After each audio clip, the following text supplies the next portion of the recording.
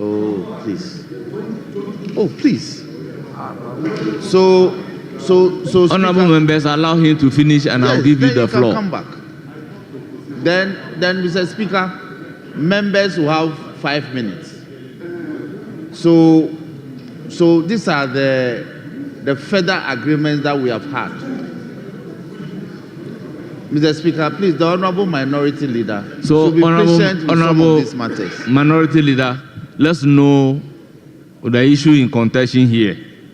He is saying ministers 15 minutes, ranking chairmanship 15 minutes, other members 5 minutes.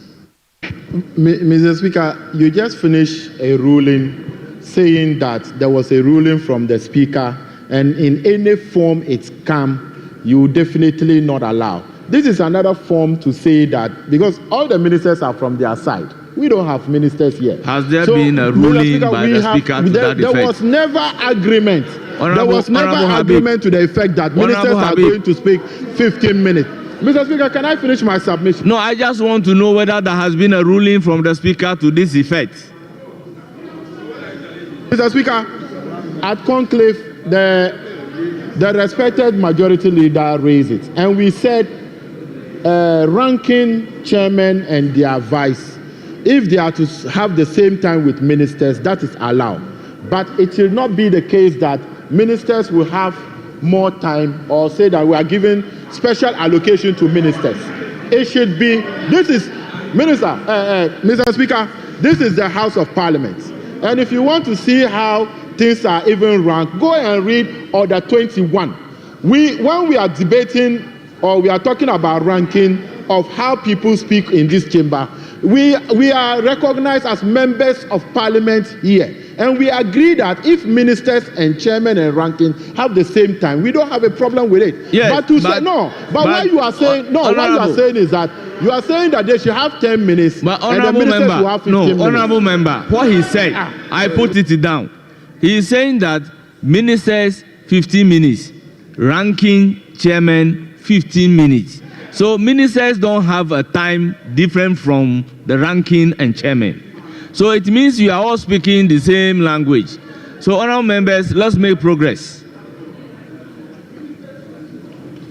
But what you said was that the ministers, ranking and chairman should be given the same time limit. And that is what exactly is here. Very well. Majority Leader, I think we've resolved the issue. Yeah, but Mr. Speaker, an additional matter that we discussed at pre-sitting meeting. Mr. Speaker, on the day that the finance minister presented the budget, he did not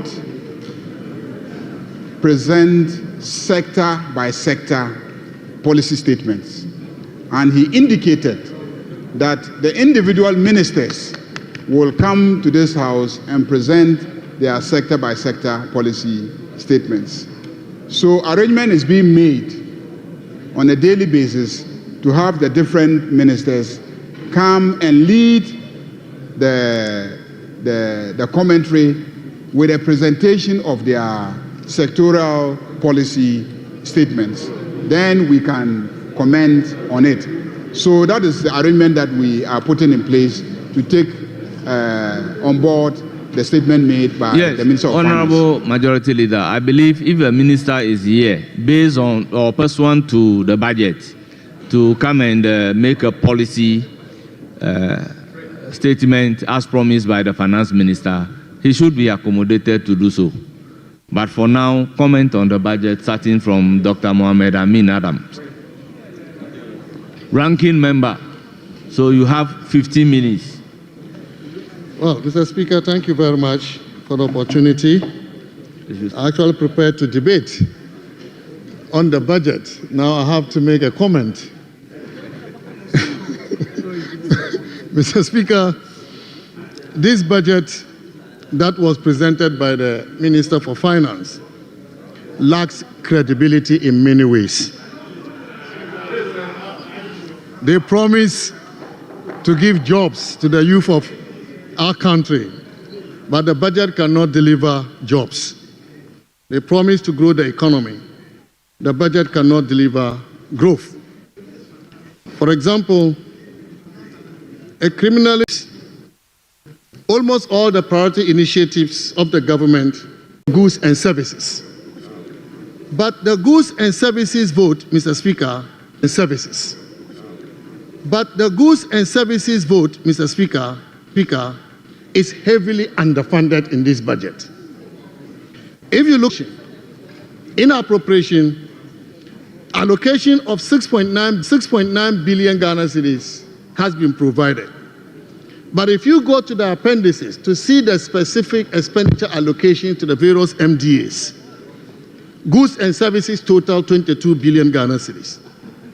And so I see a mismatch, inconsistency between what is in appropriation, which led to the fiscal balances the minister announced, and what is actually contained in the appendices under expenditure allocations for the various MDAs. And so goods and services has been heavily underfunded to the extent that we have a funding gap of about 15 billion Ghana cedis. Mr. Speaker, I am wondering how the minister is going to implement this budget when you have a funding shortfall for goods and services of 15 billion Ghana cedis. And this is why I say that this budget lacks credibility. I'll give you, Mr. Speaker, and honorable members, another illustration in the area of education priority initiatives. Paragraph 374 provides for the free tuition for first-year students in tertiary institutions. The amount allocated under this paragraph 374 is 449.8 million Ghana cedis. In paragraph 375, allocation for sanitary pads for students, 292.4 million Ghana cedis. Paragraph 380 provides for 565.6 million Ghana cedis for textbooks. If you total all this, Mr. Speaker, you get 1.3 billion Ghana cedis. Meanwhile, when you go to appropriation in the appendices, only 800 million Ghana cedis is provided, a shortfall of 506.7 million Ghana cedis. Again, Mr. Speaker, how is the government going to implement these education priority initiatives when the same government is heavily underfunding these initiatives? Mr. Speaker, let's look at agriculture for economic transformation. The budget lists the initiatives under this program as Feed Ghana, Ghana Grains Development, Vegetable Development, and Nkoko Nkitinkiti. Mr. Speaker, paragraph 390 of the budget provides that a total of 1.5 billion Ghana cedis has been allocated towards the implementation of the Agriculture for Economic Transformation Initiative. But, Mr. Speaker, again, you go to the appendices, which is the meat of the budget, and only 924 million Ghana cedis is provided there. Again, a shortfall of 575.6 billion Ghana cedis. And so, Mr. Speaker, we can also look at the Big Push initiative. It's a $10 billion initiative. Average for the 4 years of President Mohammed's term will give you 2.5 billion United States dollars. If you use the exchange rate used in the budget, 16 cedis to $1, $2.5 billion will give you 40 billion Ghana cedis. Meanwhile, in appropriation, only 13 billion Ghana cedis is provided for the Big Push for this year. Again, there is a funding gap of 27 billion Ghana cedis. Mr. Speaker, all the major initiatives are underfunded. Many inconsistencies between the text of the budget and the appendices. And Mr. Speaker, with this underfunding of these great initiatives, as they want us to believe, I am wondering if President Mahama is ready to fulfill the promises that he made to the people of Ghana. Minister, be careful. Mr. Speaker, the credibility of the budget is further questioned by the fiscal balances announced in the budget, both for the 2024 outturn and the projections for 2025. a deficit of 7.6% for the overall fiscal balance on commitment for 2024, and a deficit primary balance of 3.6% on commitment for 2024. These fiscal balances, Mr. Speaker, do not reflect the true fiscal performance of the economy. The IMF now demands, as part of the IMF program, a condition for a comprehensive audit of the famous 49 billion Ghana cedis, which the minister manipulated to arrive at the fiscal balances that he announced. Mr. Speaker, the Honorable Minister himself said in paragraph 135 of the budget. Honorable Majority Leader. Honorable Majority Leader. Honorable members, if the rule is that if the Majority Leader and the Minority Leader are on their feet, I should not recognize them. Please, let's set it out like that so that we can all go by it. But when I am advised that when leadership, Majority Leader and Minority Leader are on their feet, they must be recognized. I must do so. Mr. Speaker, Honorable Majority Leader. Mr. Speaker, the former Minister for Finance is somebody that I have respect for, and he knows that. But Mr. Speaker, to say that the minister is manipulating figures and feeding the manipulated figures to the IMF, Mr. Speaker, that is a very serious charge. It's a very, very serious charge. And I don't think he should be making such statements in a debate. To say that the minister is manipulating figures in order to derive a certain outcome is to impute improper motives and conduct Honorable to the minister. Members, so please, objection is sustained.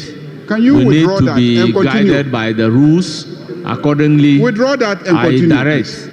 that the statement imputing that the minister has manipulated figures should be expunged from the record.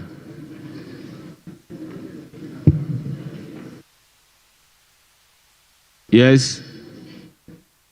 Mr. Speaker, first, I want to make this plea to the House.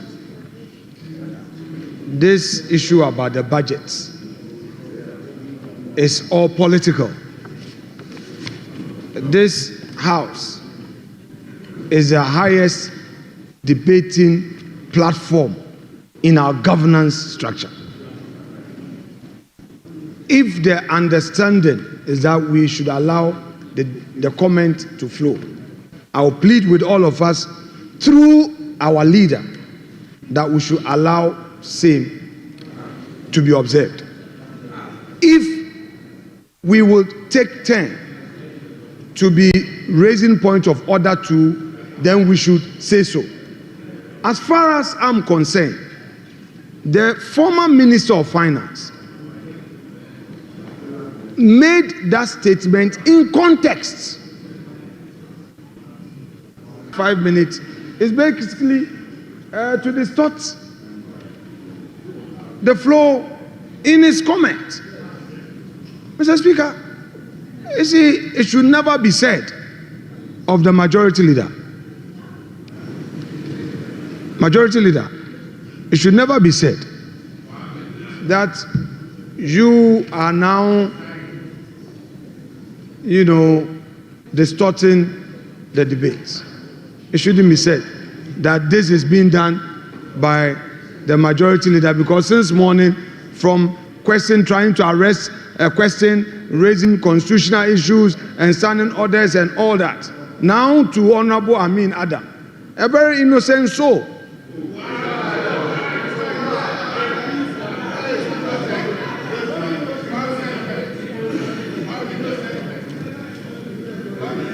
If point of order against some other persons, including myself, we will take it.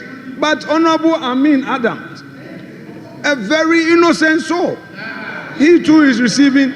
You let me carry all the sins, but not to an innocent soul. Mr. Speaker, please let debate flow.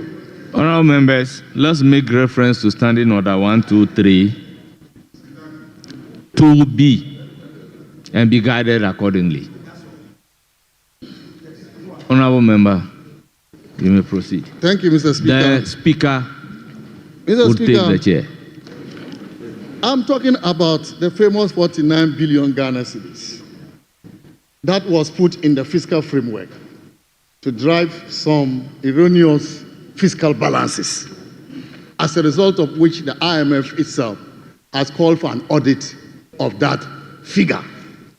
In fact, even before the IMF asked for an audit, the minister himself, in presenting the budget, paragraph 135, stated that he is yet to audit these figures. And so I am wondering why the minister will use unaudited figures to determine fiscal balances for the economy. Figures he himself is yet to audit. Then the minister will use that to derive fiscal balances and announce the fiscal balances to the whole world. Mr. Speaker, this is not how we manage an economy. When you use unaudited data, to drive figures based on which you make economic decisions. Mr. Speaker, as a result of using the unaudited data and announcing erroneous fiscal balances, Ghana has started suffering from this in terms of financial losses. Mr. Speaker, Ghana's sovereign bonds, our sovereign spread borrowing, is now in the range of 700 basis points, when they were around 500 basis points just 3 months ago. Mr. Speaker, Bloomberg actually reported on the same day the budget was presented that because Ghana has missed the primary fiscal target, which is a consequence of using unaudited data to drive that fiscal balance, Ghana's dollar, our dollar bonds due 2035, declined by 1.8%. Our notes maturing in 2029 declined by 1% on the dollar. Mr. Speaker, we are already suffering from financial losses as a result of what the minister has done. How can we do this to ourselves? This demonstrates lack of confidence in the economy by international markets.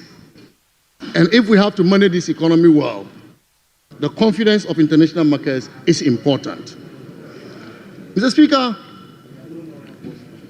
the minister stood here and declared that Ghana has breached the IMF program. I was very shocked. Why the Minister of Finance of Ghana would stand on the floor of Parliament and declare that his country has breached an IMF program when the IMF itself is to start the conduct of the review in April this year. Mr. Speaker, this is not done. After realizing the effect of such declaration, that infamous declaration by the minister, the government is now considering waivers. They are now considering asking for waivers before the IMF does the review in April. If you're asking for waivers, it shows that you have no credibility in implementing an IMF program. It means that you are failing in implementing an IMF program. That is why you are asking for waivers. But we know why they are asking, because they still want the review to happen, because they need the IMF money. If you take the budget on the IMF money, if you take the budget on the financing side, for example, Mr. Speaker, the budget projects to receive $720 million from the IMF and $600 million from the World Bank, which are tied. But what the minister also does not understand is that it is not on the IMF and the World Bank. The reliefs we got, IMF and the World Bank, the reliefs we got as a result of the skilled negotiations we did with our international Euro, the skilled negotiations we did with our international Euro bondholders, $4 billion in outright debt cancellation, $4 billion in outright debt cancellation, and $7.5 billion in debt service relief will all be lost to Ghana. $1 billion in debt service relief will all be lost to Ghana. This is why the minister, after declaring that Ghana has breached, is now thinking about applying for waivers because they know the implications of what the minister has done. Mr. Speaker, this will be in addition to the policy credibility Ghana will lose of breaching an IMF program, an important yardstick for attracting international investors into our economy. Mr. Speaker, what the minister has done is just put Ghana in unnecessary challenges. And as we often ask, who will bear the consequences? It is the people. The very often ask, who will bear the consequences? It is the people. The very people who have voted for them to come and solve problems. Ghanaians who will suffer from this. Ghanaians who will suffer from this. Deficit that you inherited. Deficit that you inherited. What type of logic is this? Deficit that you inherited. What type of logic is this? Where does that happen? I don't know when that started happening. So, Mr. Speaker, our situation, our country has been messed, and we are doing a lot of work to bring this economy back on track. And we are doing a lot of work to bring this economy back on track. Mr. Speaker, when you inherit an economy that is a galamsey economy, you inherit an economy that has borrowed up to the roof and declared bankruptcy. Mr. Speaker, you need to do a lot of heavy lifting in order to put the economy back on track. You don't generate growth when you are doing heavy lifting. You do that when you have reset the economy, then the economy will be on the path to growth. So wait until the following year, you will see when the resetting starts working, that the economy would overperform. In any case, when they believed in the economy, they budgeted for growth of 3.2%. That was the budget you brought here. So why are you speaking to outturns? Wait till the outturns come and you will notice that we may likely achieve a target of more than 4%. We are being cautious because we understand the amount of heavy lifting that we need to do. Mr. Speaker, they are surprised that we are running an economy where we understand that as social democrats, you don't take money from the poor to take care of the rich. So when they were taking money from the poor, Ghana now has a president which is very empathic, a humane president who says the poor has been shouldering the development of our country, so I am going to give you respite. So here, today, you will find that we are abolishing all those taxes that you impose on the poor. E-levy is no more. We are abolishing e-levy. And tomorrow, he will be with me to move the processes towards abolishing that tax so that His Excellency can sign it into an act and repeal it. Mr. Speaker, we have a country where the government of the day was looking in all places for taxes. Every least excuse, they will impose a tax. They said there is Bola sitting at Nima, sanitation tax. They said there's a disease called COVID-19 tax. The people of Ghana are very lucky. By now, we have been hearing deportation from the United States levy in our country. The war of tariffs, the tariff war, we have been hearing tariff levy because our economy is suffering from Donald Trump. But here, Ghanaians don't even know that there's a tariff war. Ghanaians don't even know that Ghanaians are being deported because we will not ask them to pay levies for their people that are being deported. And this is how we are going to run this economy and teach you so that next time in 2058, if you ever happen to come back here, you will not be imposing taxes on the poor. Mr. Speaker, I heard somebody mention gold for oil. Please, And please, this is the last time you should even attempt to talk about gold for oil. I'm surprised that as a government, we decided to carry the risk of everybody onto the Bank of Ghana. So the Bank of Ghana was losing money from price fluctuation in the purchase and sale of gold. Then when we gave it to BDCs and BOST, the leakages and the losses on fuel, Bank of Ghana was bearing it. Exchange losses, Bank of Ghana was bearing it. The net effect is that our net worth at the Bank of Ghana is now 73 billion Ghana cedis. That is what we are seeking to stop. That is why we are seeking to make the people of Ghana know how the best people who manage economies operate. You can't take a bank with stated capital of 10 million and generate a deficit of 73 billion and still counting. And you are asking us to continue that obnoxious policy which created this type of situation. We will not do that. We will find a better way to support the system and make sure that the city is truly stable. And you will see how we are going to do that. And we will show you how to do it. Mr. Speaker, I heard him talk about the budget allocations for education. We were in this country when a government refused to provide textbooks, but rather teaching our children PASCO.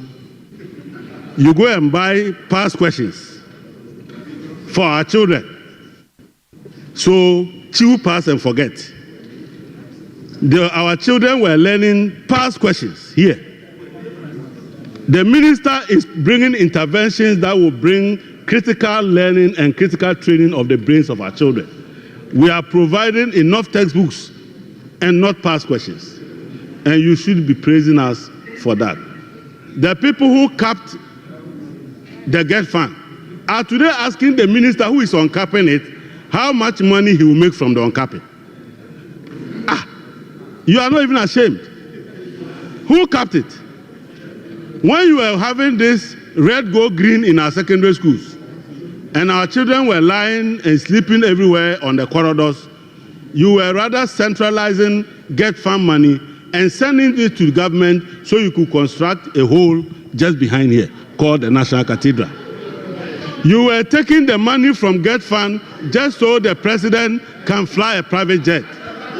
And we are making sure that those monies are spent properly, and you are questioning that also. But Mr. Speaker, we live in a country where a minister of agric that was supposed to be growing rice was importing polished rice. Where is my good friend? When he launched the Planting for Food and Job 2, he rather was importing polished rice from China. What type of ministry is that? You are here complaining that we have not made enough allocation. When you group of people who are never ashamed of themselves, that a minister of agriculture was now at the forefront of importing and distributing rice at Makwala. Please, we are resetting this country away from importing rice to growing and producing rice. Don't you like that? Mr. Speaker, I heard my good friend talk about Nkukwan Ketenkete. We are not only doing Nkukwan Ketenkete, we are also going to do Nam Ketenkete. We want to process the chicken so that we will reduce the import bill of $300 million that we are using to import chicken. And you should be praising the president for such a wonderful policy. Mr. Speaker, this budget is a budget for the poor and the downtrodden. It is a budget that is making the people with disability laugh because for the first time they can have access to tertiary education whether they have the funding or not. Thanks to my big brother, the Minister for Education, that will happen in our land. This is a budget that makes sure that even if you don't have the money, the state will help you pay for your first school fees. At the end of the day, this is not the type of budget that put our children into NAPCO and rob them of their allowances. This is not the kind of budget where the government didn't have money but was busy breeding ghosts and paying them, and failing to pay national service personnel, but they had money to pay ghosts. This is not a type of budget. This is a human-centered budget where the ghosts are back. Some are sitting at the back there. When you are going, look over, there's a cemetery there. They are back in the cemetery. If you pass through Awudomi, you see some of them that they are crying that we have taken away the money they were chopping at NSS. This is not the type of budget that we are here to joke with. But Mr. Speaker, we have a government which for several years prioritized sloganerism and not develop our country. We are bringing a big push. We have made an initial allocation and you are complaining. But when you said the year of roads, what we saw was that your own vehicles were getting stuck in your campaign travels. We are not going to do year of roads. We are going to do proper roads. And you see every Friday, this gentleman will give you an update on what we are doing to fix our roads. But Mr. Speaker, apart from that, we were in this country when we heard that there was a minister for railway development, a minister for aviation, a minister for port, and a minister for transport. Now we have almighty one man. He doesn't have macho hands, but he has this one. He is the only man doing aviation, doing railway, doing port services. The work that 5 of you were doing, only one man sitting here is doing them. And you are not clapping for him. Mr. Speaker, when you see that man, you have to clap for him. Honorable member, you have 1 more minute. Thank you very much. I was so engrossed, I didn't know Speaker has come. Thank you very much, Mr. Speaker.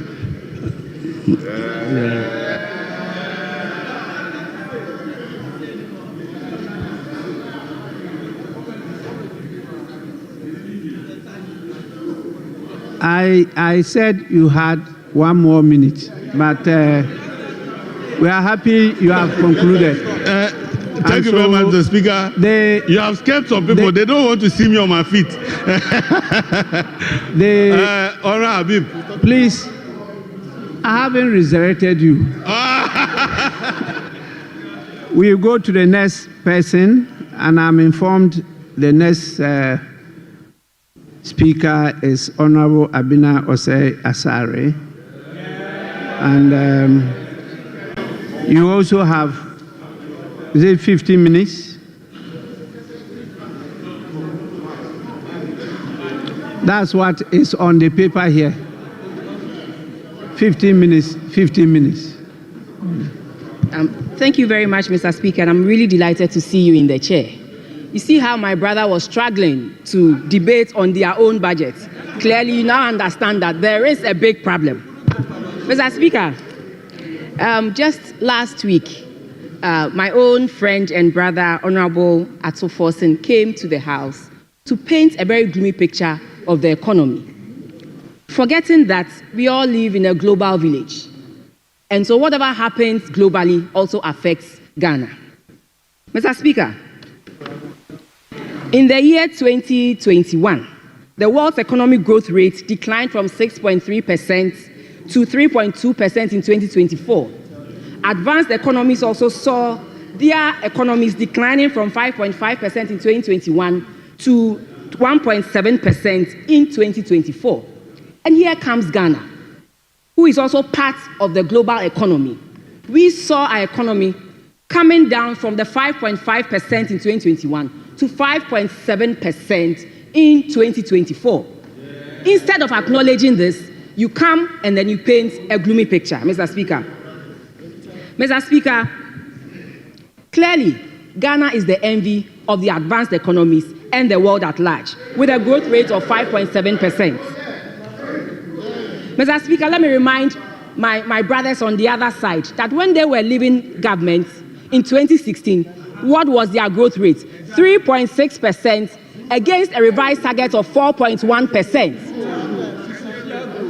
Mr. Speaker, when you also go to page 8 of the budget, in page 8 of the budget, the minister acknowledges that inflation is a real concern in the ECOWAS region And Ghana is also part of the ECOWAS region. And so Minister comes here to paint a picture as if Ghana is not part of the ECOWAS region, and we are all trying very hard to tame or bring down inflation. Mr. Speaker, from 2022, we brought inflation down from 54% to 23.8% in December 2024. Mr. Speaker, ask them, prior to 2016, and all the 3 years to 2016, Mr. Speaker, they never went through what we had to go through. But what happened? In March 2016, their inflation was 19.2%. And in December 2016, all they could do was to bring it down to a few basis points, to 15.4%. They missed their target of less than 11% of inflation. So please, you should know better. Mr. Speaker, again, my brother on the other side, Honorable Adongo, mentioned the fact that we are not going to borrow, but yet in your budgets, you have 700 million coming from IMF and 600 million coming from the World Bank. What is that? Is that free money or is that your own money in US dollars? I always tell people that the devil is in the detail. Always look in the appendices and then you find what they mean by that. Mr. Speaker, again, in 2016, this government increased their debt from 2009 to 2016 by 20 billion. And what did this result in? It resulted in a dip in the GDP by 8.8 billion Ghana cedis. This same 20 billion is what we put on our debt from 2017 to 2024. And what did we do? We rather added $20 billion to our GDP. Now GDP is 1.2 trillion Ghana cedis. 1.2 trillion Ghana cedis. I know they always come up with one thing or the other, but facts are sacred, Mr. Speaker, and it has found its way in their budget. Mr. Speaker, let me come to one thing that is really of a bother to me. I heard my former minister talk about it, and I also want to talk about it. That is the issue of expenditure. Mr. Speaker, they presented to us, to the people of Ghana, that this government is a government that was going to rationalize expenditure and cut waste. But Mr. Speaker, they should tell us, where in this budget have they rationalized expenditure? Where in this budget have they cut waste? Rather, they have sought to add 43.5 billion Ghana cedis to the expenditure budget. This is not Abna saying it. This is your budget speaking to that. Mr. Speaker, they are hoping that at the end of appropriation, we will give them the permission to spend 290 billion Ghana cedis. When, Mr. Speaker, this year is not an election year, so there are certain expenditures that they are not going to incur. We, in an election year, did an appropriation of 250 billion. So when you come and you tell Ghanaians that you are rationalizing expenditure and you are cutting waste, what are you doing? Nothing. Mr. Speaker, again, to be honest with you, I was hoping that the NDC would take advantage of the goodwill that the Ghanaians gave to them and voted massively for them to really show us some real cuts that will promote fiscal discipline and endear economic growth. But what have we seen? Spending spree, Mr. Speaker, spending spree. Most of this is being seen in fattened salaries at the office of the president, Mr. Speaker. Mr. Speaker, I was hoping that they will come and then claim the waste in the system. They claim there was waste in the system in 2024. So I was hoping that they will come and cut things and make sure that the people of Ghana, get what is due them. But Mr. Speaker, what do we see? We see 2.7 billion increase in the office of the president's salaries alone. And then they want to explain it away with the fact that it is Ministry of Information that they added. There are 76 directors and staff that they added from the Ministry of Information that has resulted in that huge 2.7 billion allocation to them. But Mr. Speaker, facts are sacred. When you look at the budget for OGM in 2024, SIGA was part of OGM. The Internal Audit Agency was part of OGM. Mr. Speaker, Scholarship Secretariat was part of OGM. there were quite a number of ministries as well as the development authorities. They were all part of OGM, but today they are no more under OGM. So you ask yourself, all these ministries have been scrapped or agencies have been taken. How come you still have 2.7 billion under Office of Government Machinery? Mr. Speaker, they also explained that they added Ministry of the National Security Ministry. But Mr. Speaker, in 2024, the compensation for national security was 1.28 billion Ghana cedis. So that assuming that you add your 10% to it, give or take, let's say it comes to 1.45 billion, and you add the existing 326 million to it, you still have $1 billion to explain to Ghanaians. Mr. Speaker, is this the lean government that the president talked about? That fine, okay, to the optics, I will reduce the number of ministers I nominate to the optics. But in the real deal, I will fatten the salaries of my officials and make sure they live well at the expense of other Ghanaians. Mr. Speaker, again, let me also speak to the fact that the big push and other initiatives, Mr. Speaker, there were already existing initiatives that I believe if this government had continued, it would have served a very good purpose. One is the Youth Start. The Youth Start was an initiative that was addressing problems of the youth and the SMEs. And they were adding on to growth because they found themselves in the productive sector of the economy. But Mr. Speaker, funds have been taken from Youth Start and they have been given to the National Apprenticeship. Funds have been taken from 1D, 1F, which was allocated just 120 million in 2024 to help boost the economy. And we have given National Apprenticeship 300 million Ghana cedis. You ask yourself, look at the amount of jobs, the number of jobs 1D, 1F provided, more than 200,000 jobs. These are permanent jobs. And then we are now going to do what? Spend 300 million for National Apprenticeship, where after the apprenticeship, where are they going to find the jobs, to engage in? Mr. Speaker, so this is what we say, that it is not about cutting expenditure, but rather promoting wasteful expenditure. Mr. Speaker, one thing I also find interesting is that my people on the other side, and they come up with fanciful names for some existing initiatives. Mr. Speaker, everybody knows the year of return in the diaspora. It's a big thing. They claim they want to reset the economy, and they just change it to what? Black Star Experience. Interesting. Year of return. It has more meaning than just what? Black Star Experience. What's the meaning of that? Mr. Speaker, before I sit, I also want to talk about the fact that the minister raised concerns about the state enterprises and the fact that they should do more to make sure they encourage reforms and make state enterprises fit for purpose. So I was thinking that just as they saw the National Apprenticeship as a very important thing and gave it 300 million, they would have also given SIGA, which is the agency to take care of state-owned enterprises, some money. Mr. Speaker, in the budget, it is just 50 million Ghana cedis. Meanwhile, we have close to 2.7 billion Ghana cedis at the office of the president. How then do you want the state-owned enterprises to reform and then to function as they are supposed to function? Mr. Speaker, I also heard my brother on the other side say that, they are social democrats. Yes, social democrats government.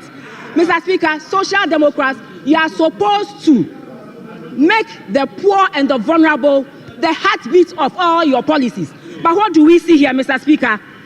Clearly, in the 2024 budget, Mr. Speaker, for human trafficking fund and the domestic violence fund, we gave 2.7 million Ghana cedis for the domestic violence fund. Ask me how much they have allocated for this. A social democratic party, they have put in just 337,000 Ghana cedis. A social democrat, 337,000 Ghana cedis. I thought your heartbeat was the poor and the vulnerable, Mr. Speaker. And then when you go to the human trafficking fund too, they reduced it from 2.41 million Ghana cedis in 2024 to an abysmal 497,000 Ghana cedis. And Mr. Speaker, they claim they are social democrats. Is this champagne democrats or what, Mr. Speaker? They have to come again. Mr. Speaker. Mr. Speaker, one other thing that I noticed that was missing in the minister's speech, because usually all ministers do that, is to give an update on the sectorial performance of every ministry. But this was absent because what? The minister feels that if he should come and update Ghanaians on all the positive influences, the positive policies that you have churned out, it will erase that notion that they've been trying to build. That notion that this economy is not performing, the notion that this economy is dead, it will erase that notion. And so he decided to avoid the updates. And majority leader is saying us that the sector ministers will come and update us. We had wanted it in the minister's speech as well, because that is what has been done, or that is what is done every day. Mr. Speaker, yes, in conclusion, I just want to say that ultimately they failed to recognize in their updates that we moved GDP from 219 billion Ghana cedis to 1.2 trillion in December 2024. Mr. Speaker, they failed to recognize that we invested and connected 276 communities to the national grid in 2024. Mr. Speaker, they failed to recognize that we completed 1,072 units of affordable housing with the TDC. Mr. Speaker, they failed to also let Ghanaians know that we invested in the phase 2 of the Temamoto Way roundabout, and also we invested in the construction of the flyover and the flyover that leads to East Legon and the Spintex Road. Mr. Speaker, they failed, but Ghanaians have seen all that. So, Mr. Speaker, finally, I just want to conclude by saying that isn't it a shame, Mr. Speaker, isn't it a shame that the policies that they talked about so much, the 24-hour economy, did not find any meaningful expression in this budget. Rather, we are being told to go and come back again, and that we should give it another week to bring it back. And Mr. Speaker, isn't it scary that no feasibility studies has been done, yet government decides to push our oil revenues close to 13.8 billion, our oil revenues and our mineral revenues, 13.8 billion, to a policy that, Mr. Speaker, they did not bring any framework for us to implement it. Rather, for the oil revenues, Mr. Speaker, it was funding free SHS. It was funding the second phase of the motorway. It was also going to fund the Agenda 111 that they are refusing to talk about. Mr. Speaker, so you ask yourself, clearly, this budget is all talk and nothing. Thank you very much, Mr. Speaker.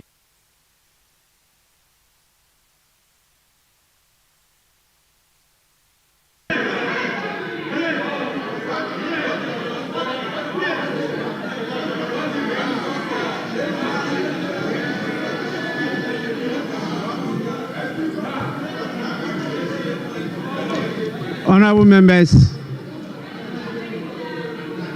members, let me remind you that the Right Honorable Peter Alajite ruled that the use of the word shame is unparliamentary. I think that was a good ruling, and I'll go by it. So please, members, stop using the word shame. It's now, honorable members, it's now the turn of Honorable Richard Achampon. 15 minutes. 15 minutes. Mr. Speaker, thank you very much for the opportunity to comment on the statement made by the Finance Minister. Mr. Speaker, I heard my honorable member say that a lot of items, a lot of issues are missing in the report. But, honorable member, sit down and listen to me before you leave.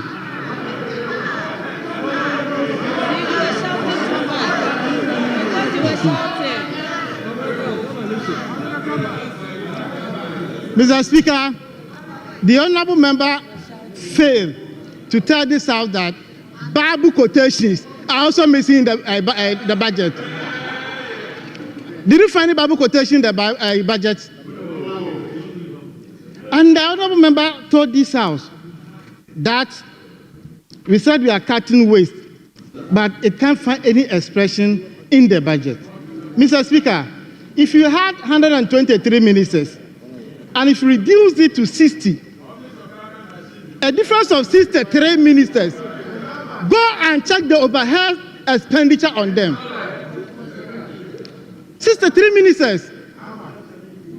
How much you guys spent on 123 ministers? Was it not a wasteful expenditure? We have a government who will not spend money to dig hole in the name of National Cathedral. We have a government who will not fly with a chartered flight with other friends. Other friends. And you know what I'm talking about.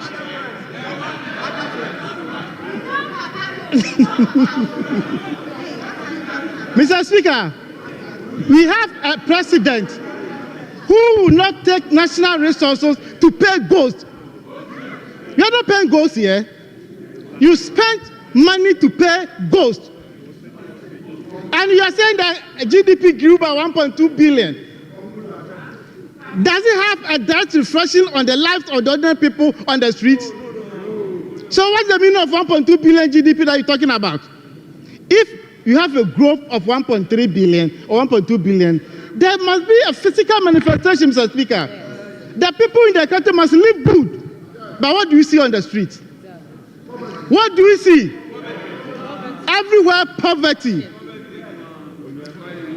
The minister came to this house, announced to us to abolish about 5 taxes. The only thing the minister failed to abolish is New Patriotic Party.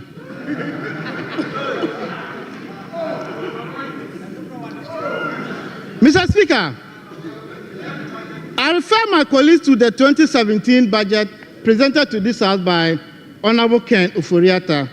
The team is sowing the seeds for growth and jobs. I refer the House to paragraph 5 of the budget statement. Mr. Speaker, I read. Mr. Speaker, let us acknowledge that we have inherited a challenged economy with considerable debt overhang and rising interest payment caused by excessive borrowing. These are your words.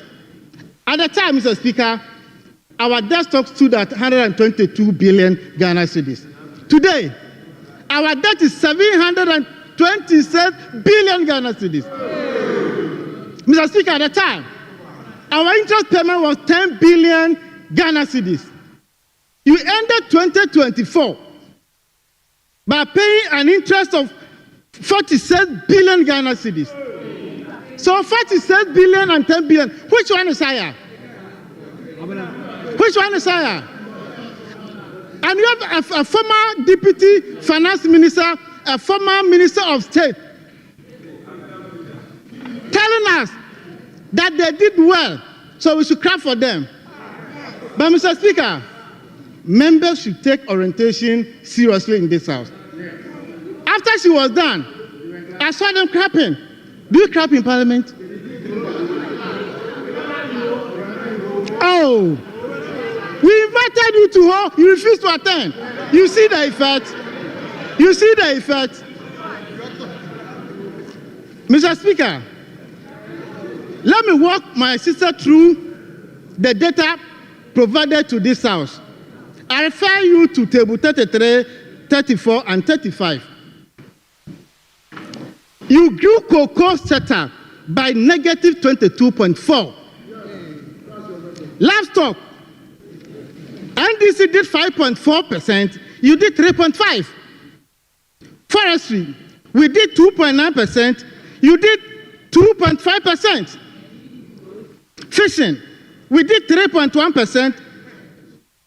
Asking me when.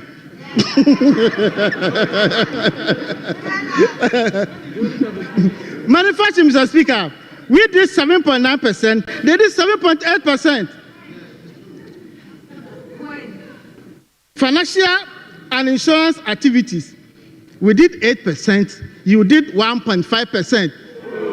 This is your scorecard. And you are here, want us to clap for you. We can't do that. The results is the 88 that you have over there. The people of this country saw your performance. You started from 169, you came to 137, and now you are 88. 2028, only 5 seats will be remaining here. 5.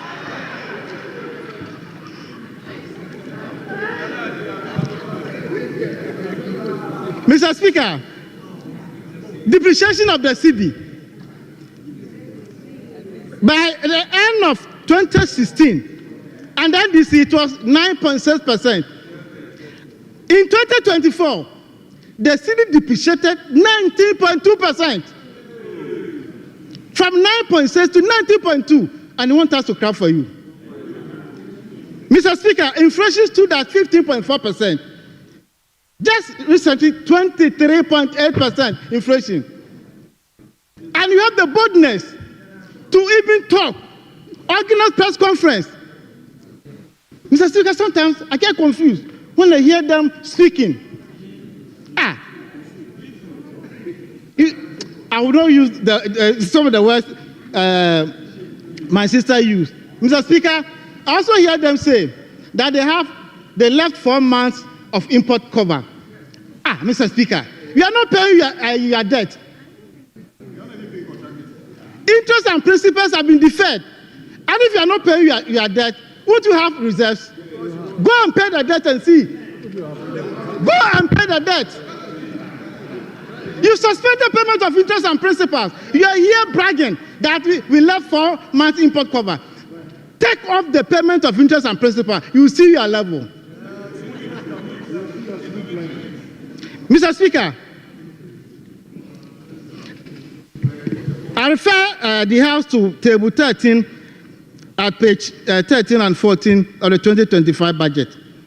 Mr. Speaker, we have a government who decided that all statutory payments should be in arrears.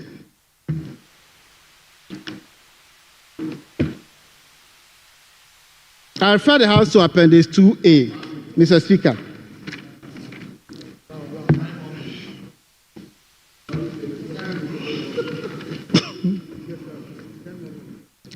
By the end of 2024, Mr. Speaker, statutory payment stood at 10.4 billion in arrears. Common fund, health insurance, GET fund, road fund, all were in arrears. And government is saying we are going to decap national health insurance, road fund, and make sure that resources are made available for those institutions to do their work. And we are allocating 7.5 billion to DACF. Mr. Speaker, and the instruction is the administrator should transfer not less than 80% to the local level for development. Under your administration, you sat in Accra, awarded contract, building 100 quarter facilities. You go to the district, you ask the DCE or the regional minister, who's the consultant, who's the contractor, they don't know. How much did they call the state to put out the facility? They don't know. We invited the Chief Justice.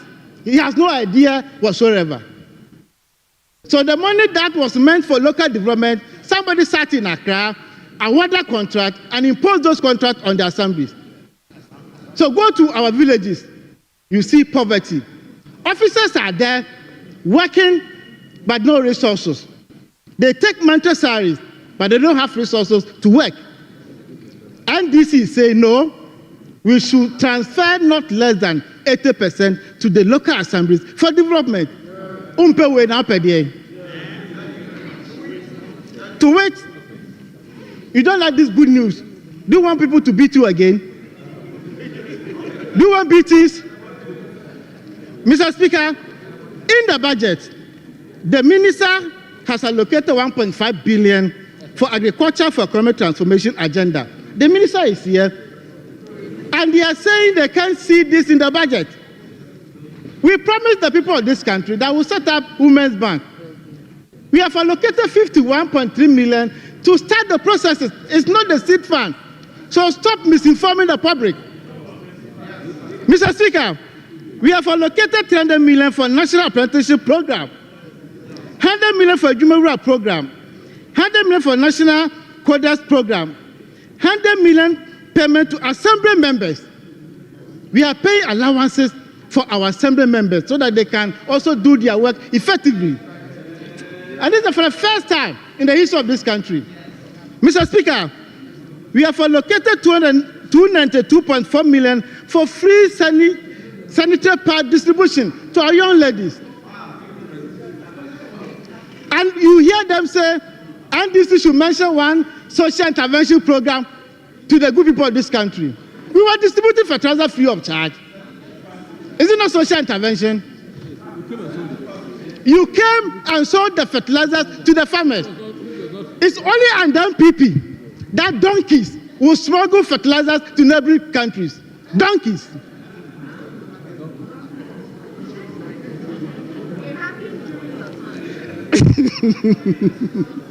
Mr. Speaker, so this budget that was presented to the House is giving us hope. It's budget of the future. We need to put our hands together and make sure the implementation is done and done well. Because by the end of the day, if prices of goods and services are stable, all of us will benefit. If you go to the market, nobody will ask your political affiliation before they quote the prices for you. So this is a government, because the good people of this country gave the NDC 1.7 million vote difference. It tells a story. They wanted to separate us from you. So, Mr. Speaker, we are inviting everybody, including our friends from the other side. Because you know, whether you join us or not, we can do government business. But it will not be fair to leave you behind. Come on board so that together we'll develop this country. Mr. Speaker, I thank you very much for the opportunity.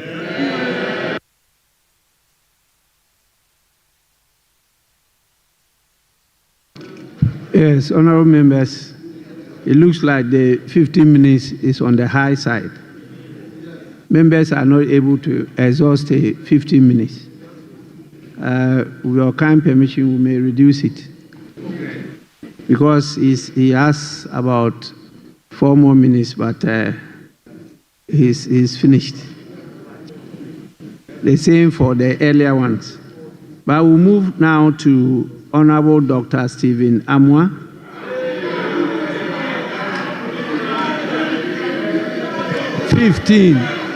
Fifteen minutes.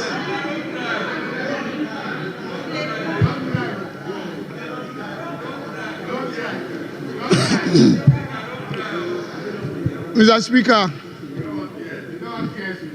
I thank you for this prestigious opportunity.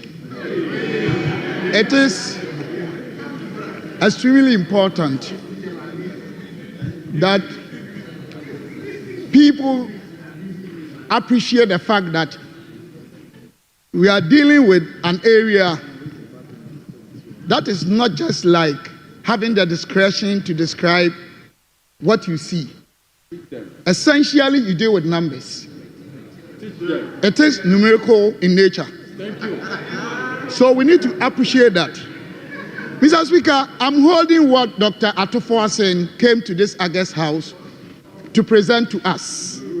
Just an extract. And I'm quoting him. 2025 budget speech presented by Dr. Atufoasen, MP, Minister for Finance. Mr. Speaker, we inherited an economy in deep crisis, hard hit with debt. Mr. Speaker, the same budget they presented this year. I want each and every one here, Tom, Dick, and Harry, to understand the fact that anybody that concentrates only on the nominal figure when it comes to debt is suffering from unconscious incompetence. Because, Mr. Speaker, practically, you can pick a very rich man such as Kwame Despite, as we all know, whose debt runs into billions of dollars. And you can pick somebody like Dr. Stephen Amua. I also have a company. My debt running into just thousands of Ghana cedis. But mine is an issue because it can only be analyzed based on my asset value. So we talk about debt to GDP. And this is where I want us to teach the students out there the right thing. This house is very august, and we need to accord it that reputation. It is extremely important. Mr. Speaker, they presented 61.7 thereabout percent in terms of debt to GDP that we left for them. They are saying we left it in crisis. This is their own budget. Mr. Speaker, this is 2016 budget. They did it. They left debt to GDP over 70%. It's only Ghana. I'm giving what they even wrote. It's here. It is only Ghana that a caretaker of an institution will leave a debt to asset value or percentage over 70%, comes back for the same institution, met 61.7 thereabout, and the person will describe yours. Because the NDC are brothers and sisters, they believe only in communist infrastructure, propaganda. They think it's all about lies. Mr. Speaker, let's not go there. We are talking about our GDP. This is what I have. This is the world's global economic growth target. It was what? 3.2%. Mr. Speaker, we left 5.7%. Mr. Speaker, this is their own budget. They just presented. This is debt to GDP is 61.7, better than yours. See this. This is the most recent budget they left. Mr. Speaker, just look at a few of the relevant items. 2016, agri growth was 2.7%. We left 2.8. Crops, they left 2.2. We left 3.2. Mr. Speaker, industry, they left 4.3. We left 7. Mr. Speaker, I think it is appropriate you accord this house the needed respect. It's a reputational house. Your constituents are watching you. So can you allow me to speak? Mr. Speaker, when it comes to mining and quarrying, they left negative 0.2. We left 9.4. When it comes to electricity, they left negative 5.8. We left 2.0. When it comes to construction, they left 8.4. We left 9.6. Mr. Speaker, then you come to services. They left 2.8. We left 5.9. Then you come to trade, repair of vehicles, household goods, negative 0.4. We left 3.6. You are telling us, this is from the NDC. This is NDC's own data. It's not from MPP. Your own, you brought it. So if it's not correct, tell me. I don't think you are deceiving us.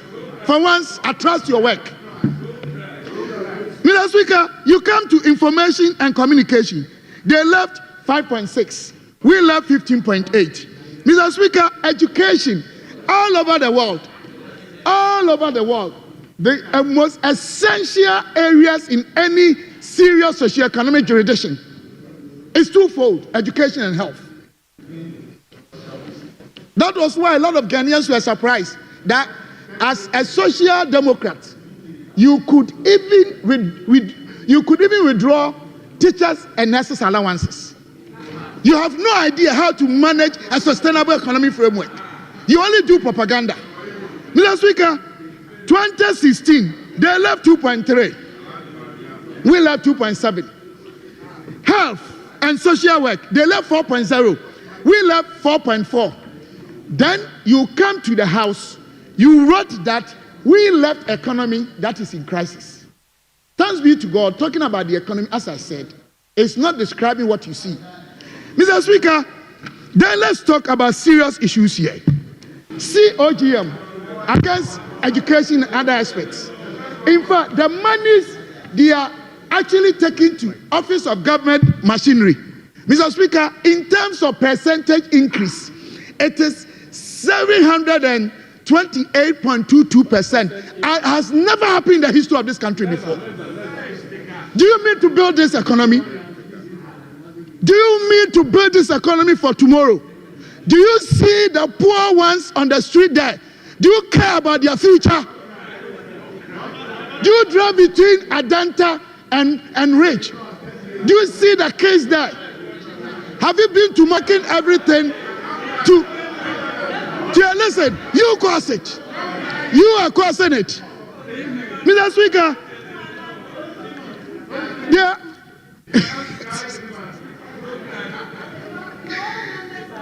Mr. Speaker, then we want to come to taxes. This is of great importance to me. It looks as if politics is driving all of us to the extent that we don't even care about our fiscal policies or frameworks. The NDC guys, my brothers and sisters, make arbitrary decisions in managing our fiscal space. So they say anything, they quote anything, they decide, they've forgotten that managing tax policies are calibrated in nature. You look at the relationship between the elementary or the fundamental or definitional elements of your fiscal space, then you decide to increase taxes, reduce, or even maintain what you have. I don't think they do any serious econometrics or mathematics. They just wake up and they say, we are increasing this, we are increasing that. There is nowhere in this world that you just wake up one day and say you want to increase taxes and you do. No. Check 2017 under His Excellency Nana Addo Dankwa Akufo-Addo, the man that you guys will remember one day. He actually reduced or entirely took away tax items amounting to about, in terms of nominal figures, between 12 and 17. These were the days that Kayayo tax, condom tax, real estate tax, medicines imported but not produced in Ghana. Go and check. But after we got to a situation where our fiscal space got bad, he started increasing. That's the prudent management of any economic jurisdiction. It's not the way you do yours. Mr. Speaker, when it comes to debt, even if I want to go by their figures, you have the unprecedented record in the history of this country. 2009, NDC government met total debt of 9.2 billion Ghana cedis. 2016, when they were leaving Ghana, it had moved to 122.3 billion. In terms of percentage increase, 1,222.8%. It has never occurred.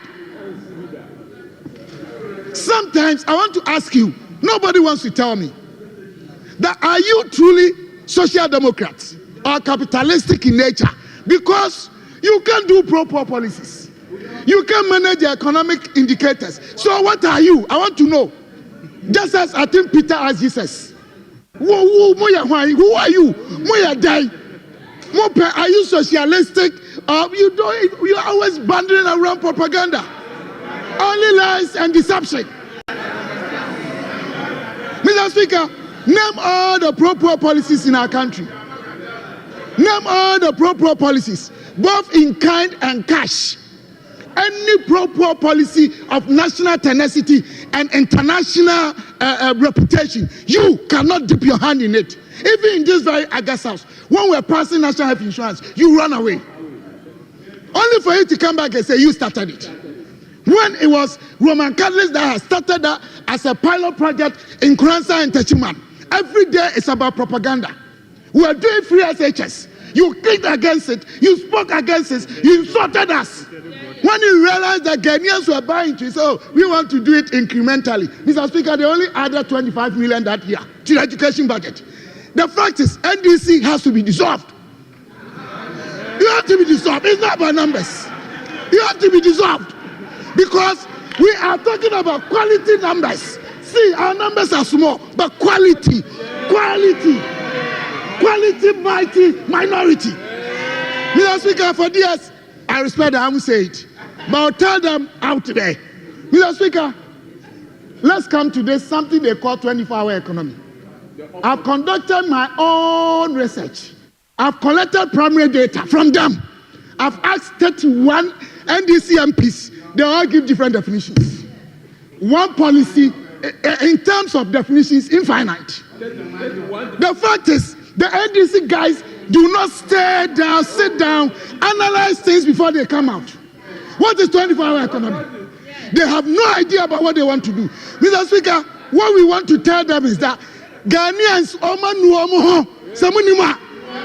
Ghanaians have regretted. Ghanaians is soon. And now go and see prices of fuel. Honorable member, Mr. Speaker, your leader is up. I just want to listen to you. Mr. Speaker, stop your work for me. I have your clock. I've stopped it. Don't worry. Yes, please. Mr. Speaker, he said he interviewed 31 members of NDC MPs and who did not understand what the 24-hour economy is. So, Speaker, that is not fair because you cast doubts on the integrity of the entire membership of the NDC caucus. You can engage in your debate, but clearly you haven't conducted any interviews. If you conducted interviews, mention the names of the MPs. It's not fair to this side for that particular statement to be allowed to stand. You can say all the lies you have said, I don't have a problem. But to add this one, I think that it shouldn't be accepted, Mr. Speaker. It shouldn't be accepted. Honorable member, you are called upon to name the 31 members.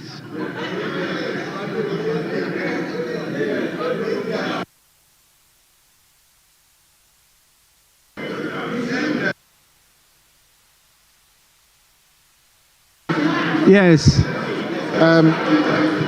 Mr. Speaker, what the leader of the House is trying to do will generate debate, Mr. Speaker. It will generate debate. So with respect, I'll tell him that he should let it flow because we are doing comments on the statement. But to now tell the member to mention names, it will generate debate, Mr. Speaker, because if any member name is mentioned, whether the member has said so or not, might deny or say so, and it will generate debate. So, Mr. Speaker, I think he should let it flow so that we can not, these interjections will not happen, Mr. Speaker. Honorable Habib, what has gone on so far? What do you term it?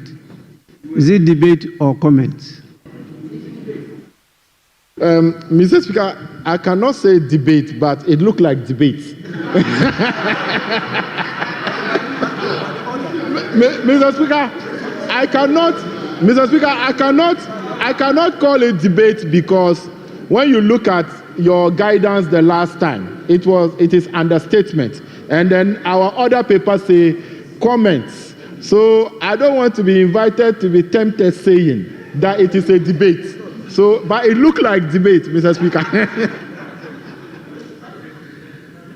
You know, the statement is too general, and it has placed the other side under a dark cloud. Who are the 31 among you that are unable to understand your own policy of 24-hour economy? That is what they are talking about. So if you don't have the names, you may withdraw that aspect and go on. Honorable member, you have the names to give us. Right, Honorable Speaker, I don't have the names, but I just want your guidance on something. Yes. Because you told the House that your predecessor ruled on a word that it is unparliamentary to say shame. And for that matter, we should be guided. But the majority leader just referred to somebody like he's lying. So I don't know if that is parliamentary. That he can continue with his lies. But he should name So I just want your guidance if lying is parliamentary. Since he's our leader, I just want some guidance from you, Mr. Speaker. Thank you very much. So your call is for me to give a ruling on what he has said, whether the word lie is parliamentary or unparliamentary. Exactly so, Mr. Speaker. I'm not too sure my ruling will be obeyed. My experience so far has shown that it's a common word that is being used by both sides of the House. I know the challenge we all have in trying to use a foreign language. I know in our languages we use better words. But in the English language, we are found wanting. And so the lie in Ghana is understood differently from what the Englishman will interpret it. And so it seems for some time now, over the years, we've allowed a use of the word lie, even though in strict parliamentary terms or language is unparliamentary. It's unparliamentary. So please, if you want to be guided, that is the proper thing to do. Don't, in your submissions, use the word lie.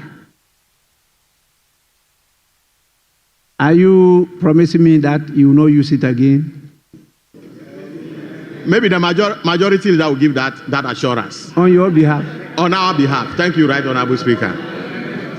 No, Mr. Speaker. Yes, please. Definitely, we will move away from lies and say misrepresentations. I didn't hear the other word. We will move away from lies and substitute that with misrepresentations.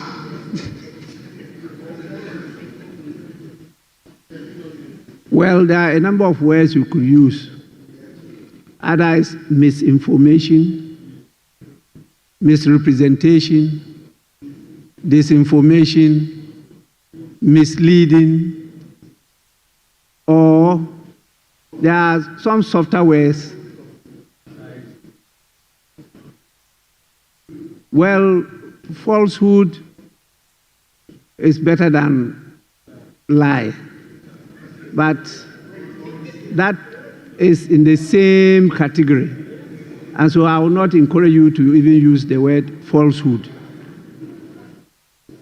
Even untruth is also in the same category. So please, the communication people will guide you, and I think it's better to talk about misinformation or misleading, not lie. Because you are honorable people, and I know honorable people don't tell lies. Yes, please, you may continue. You have 4 more minutes. Mr. Speaker,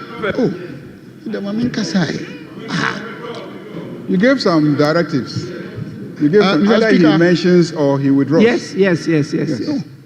The general reference. No, Mr. Speaker, please. I think my majority leader actually misconstrued what I said. I never said any of them got it wrong, but I said each of them gave a different answer.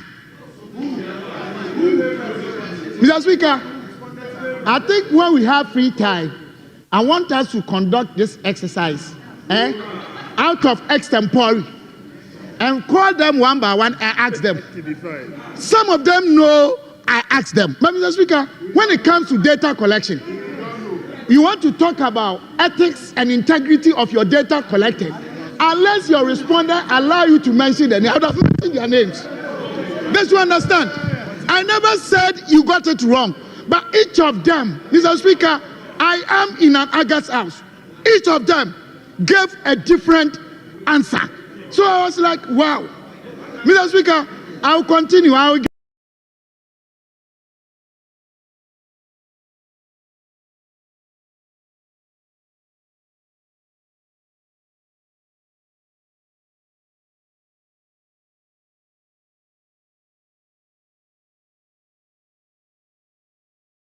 You know it for now. But I want to come in. Honorable member, let me get it right.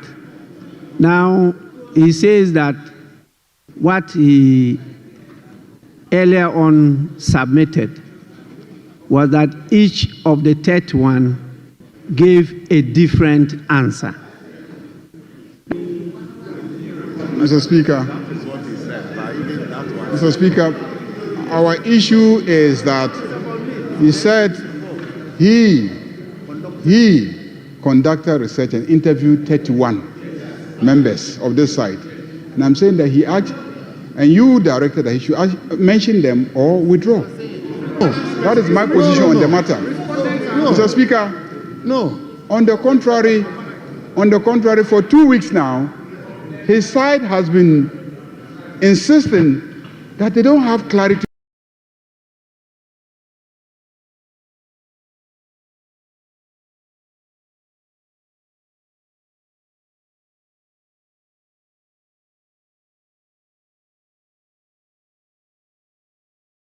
on what 24-hour economy means.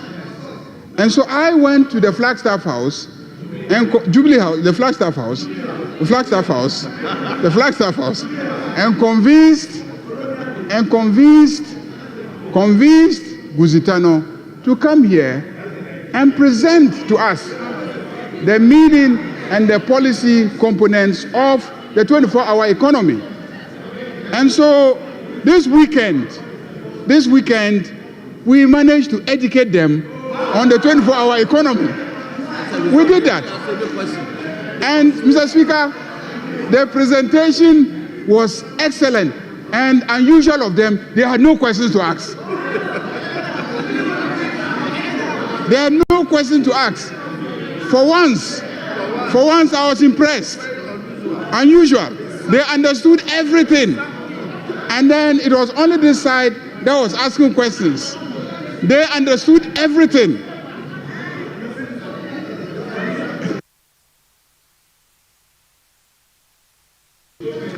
Yes.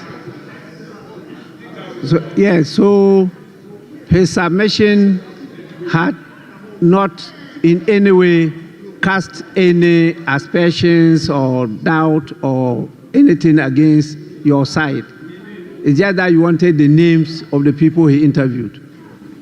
Is that the case? Yes, Majority Chief Whip.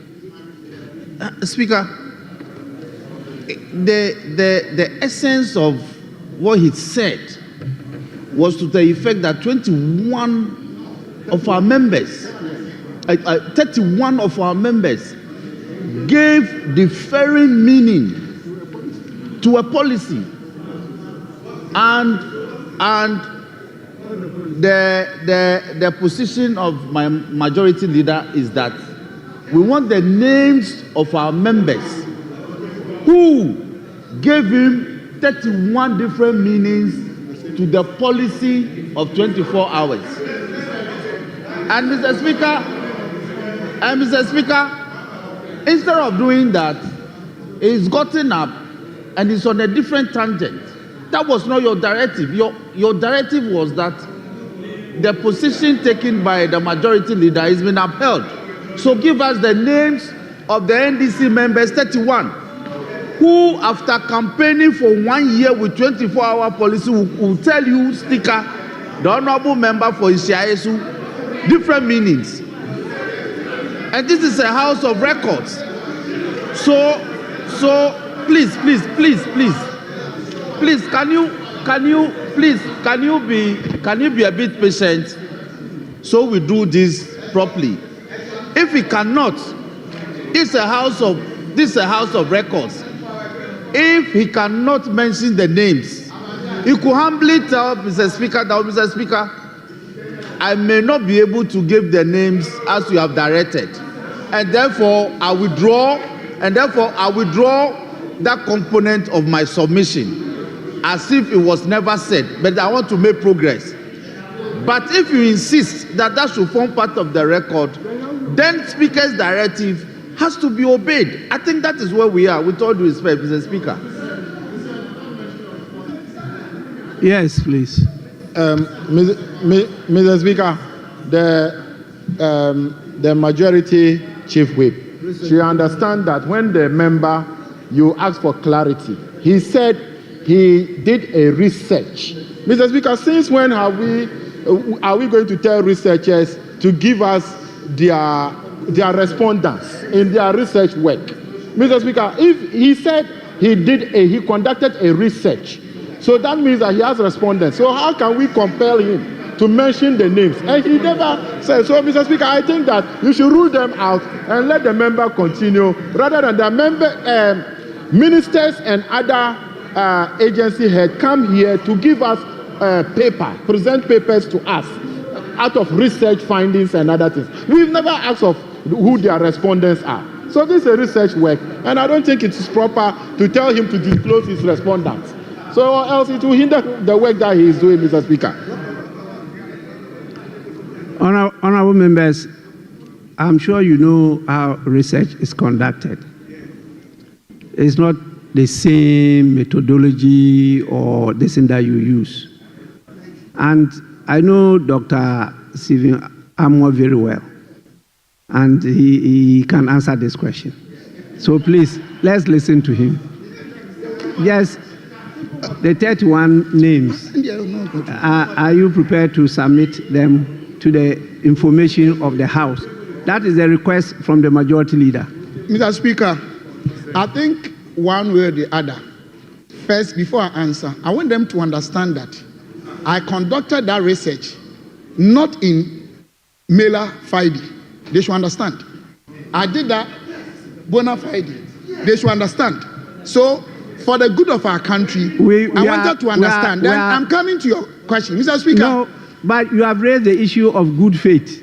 Yes. Yes, but nobody has raised that issue of good faith. So now you go to the main thing. Because they are taking prejudicial position. They think I have bad intention. No, I was doing to support them. But Mr. Speaker, coming back to their question. Yes. Mr. Speaker, most of my brothers here, they've done research before, or researches before. If you conduct primary research, first thing is whether your respondent is ready to own up what he said or not. So that confidentiality is a critical definitional element of any professional research. Honorable member, you didn't tell us the type of research you conducted. No, I said you said I you did collected research. primary data. Now you are talking about primary data. No, I said it. Mr. Speaker, no, you can check. Mr. Yeah, we can replay. I won't lie to you. And you it was see, oral. It was oral. Honorable member, have you heard the word he has used? You heard him? No, I said I shall return. Mr. I will not lie. I shall return. You have returned. So have you heard him? Mr. Speaker, I'm sure in your guidance, you told us that it's unparliamentary, but it will be difficult for you to implement it. That was what you said. So let's all be guided by that. Although it's unparliamentary, it's difficult for everybody to enforce it. But you authorized the majority leader to speak for and on your behalf, which he did, that none of you should use the word. Now he has used it. What should I do to him?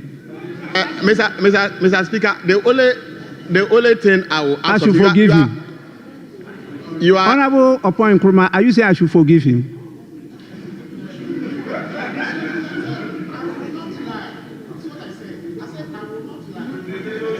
But you should not use the word lie. So can you withdraw and let's proceed? You should just ask him to withdraw. Please, kindly withdraw and then we proceed. So, with your guidance, the word lie, I withdraw.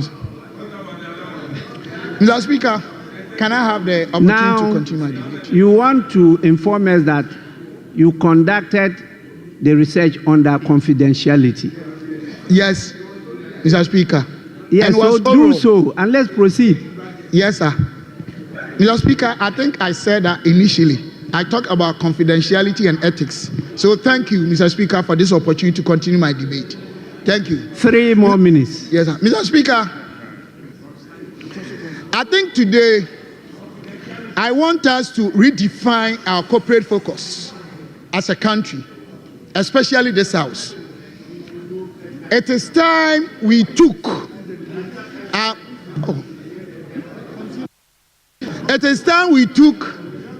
our budget statement extremely serious. I think our brothers from the NDC should learn from us. We should understand the entire cycle of any socio-economic framework. First, you need to understand the foundation that we talk about, primary macro indicators. That's the springboard for the secondary macro indicators, which includes social intervention, agriculture, education, and all of them. Honorable Member, just a minute. Honorable Majority Chief Whip, let's allow the... Yes, please. Speaker, I wouldn't do this ordinarily, but my difficulty is that it's not an infra dig against my caucus. That 31 of them. Please.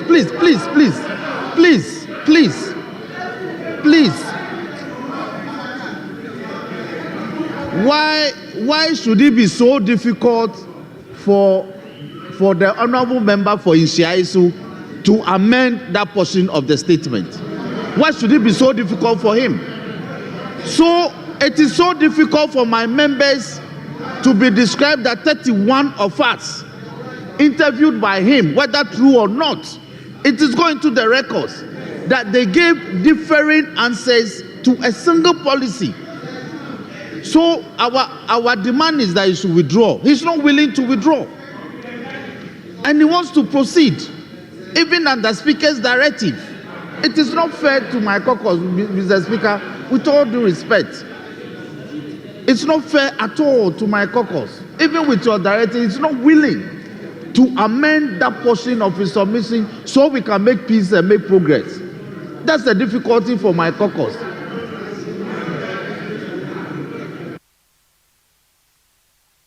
The challenge I have is that in the submission so far, there is no indication that the different answers are either wrong or right. He has not stated anything to show that they got it wrong. So it's difficult for me to insist because a policy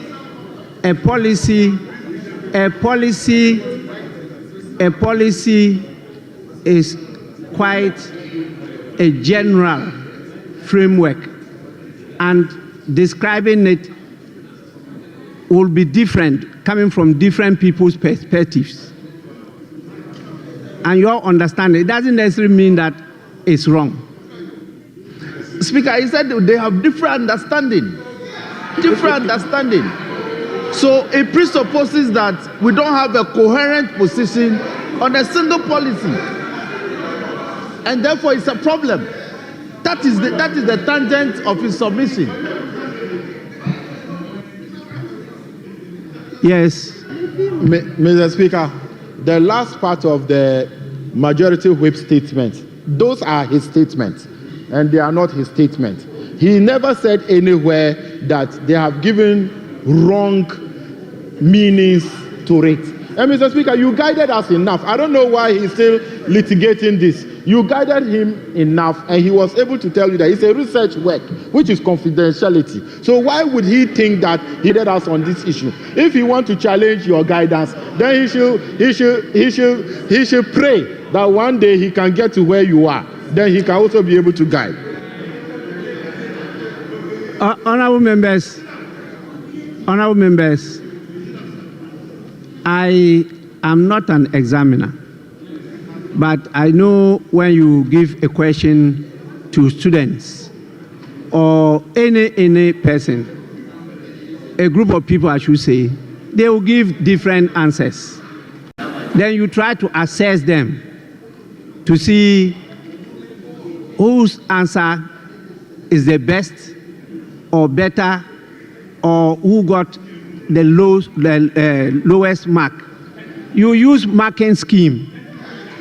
And so I find it difficult to, please, once he insists that he's not imputing any bad motives, and this not, we have to proceed. Let's oblige him. Speaker, I'm guided. But I even doubt that he interviewed 31 of my members. I even doubt. Well, Honorable Majority Chief Whip, that submission could be made later on by any of you. You are permitted to do so. 5 minutes. You still have 3 minutes. Okay. Mr. Speaker, thank you very much. Mr. Speaker, for clarity purposes, in terms of percentage, I did just 16.5% of them. Mr. Speaker, I think I don't want to, as you have advised, but if right now we give each of them plain sheet to write, the answers will be different. Mr. Speaker, without copying, they know. So, Mr. Speaker, I'll proceed with my submission. Mr. Speaker, I would like to advise my brothers from the other side into social interventions and other things. The budget that they have here, Mr. Speaker, apart from the fact that it has exonerated the MPP government, but they're stating figures that are mostly better and higher than 2016. Clearly, Mr. Speaker, you cannot connect the numbers to the social gains they are promising. You inherited 5.7. You are promising 4.4. All the targets you are giving, with the exception of foreign gross assets or gross foreign assets and current balance, they are giving us targets, telling Ghanaians that what we inherited, we cannot perform same. Mr. Speaker, this baffles my mind. One more minute. Yes, Mr. Speaker. So they are telling Ghanaians that they shouldn't have any confidence in them. Mr. Speaker, it is extremely pathetic that now that things are getting better for Ghana, you are setting targets far below. It's like telling your parents that, Mama, this exam, I'll get 20%. So when you get 20, you say, Mommy, I did well. We are telling you, the economy we left for you was strong, was energetic, was fabulous, was fantastic, was growing, was stable, was resilient. If you cannot carry your weight, give it back to us. I think this approach illustrates Konongukaya approach. You can.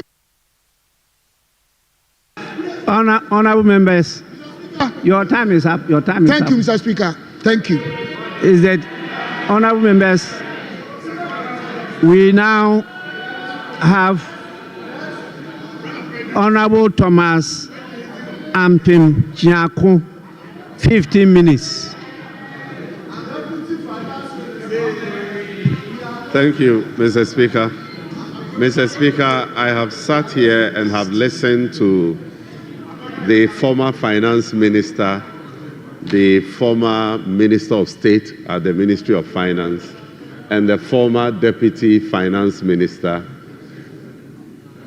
express their views about the wonderful budget that was presented by Dr. Kasatintin for instruction of President John Dramani Mahama. Mr. Speaker, this budget has been described by many Ghanaians as a very sensible budget. And the more you criticize this budget, the more you show your ignorance about what we really need to do as Ghanaians to fix your mess. Mr. Speaker, I have heard the former finance minister, and Dr. Amin Anta, please stay and listen to this. I have heard him suggest that, Mr. Speaker, we have reduced the amount of allocation that we have given to goods and services. And because of that, we do not intend to grow this economy. I was shocked to hear him say that. Because, Mr. Speaker, what he failed to realize, that yes, in 2024, they allocated 11.5 billion cedis for goods and services. We have reduced that to 6.9 billion. But they allocated 14.7 for capex. We have allocated 21 billion cedis for capital expenditure. Between goods and services and capital expenditure, which one will help the economy grow? Which one will help the economy grow? Somebody says they like chop chop. Mr. Speaker, our approach is to invest in capital expenditure to expand the productive capacity of this country. That is what will bring the growth that we need, and not goods and services. In any case, what did you spend the goods and services on?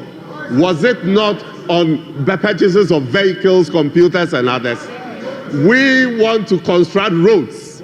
We want to construct schools. We want to do the things that will bring the growth that we need in this country.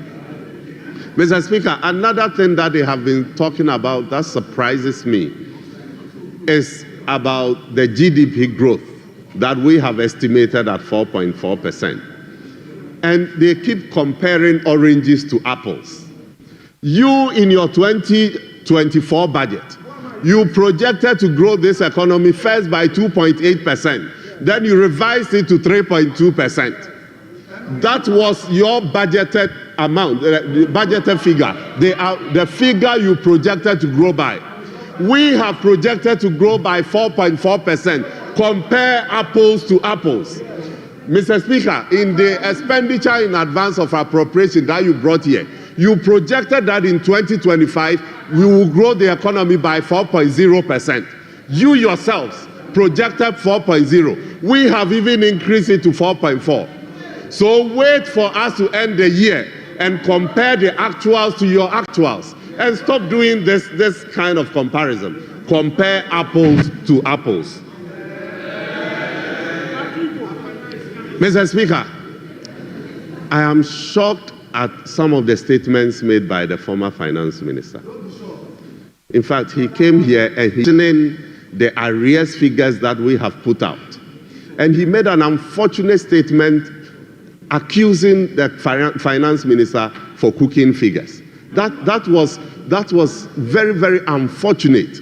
And he also mentioned that we have included figures that have not been audited in the budget. Let me refer you to your own budget, President Nanado's first budget in 2017. Paragraph 7, you stated, and I quote,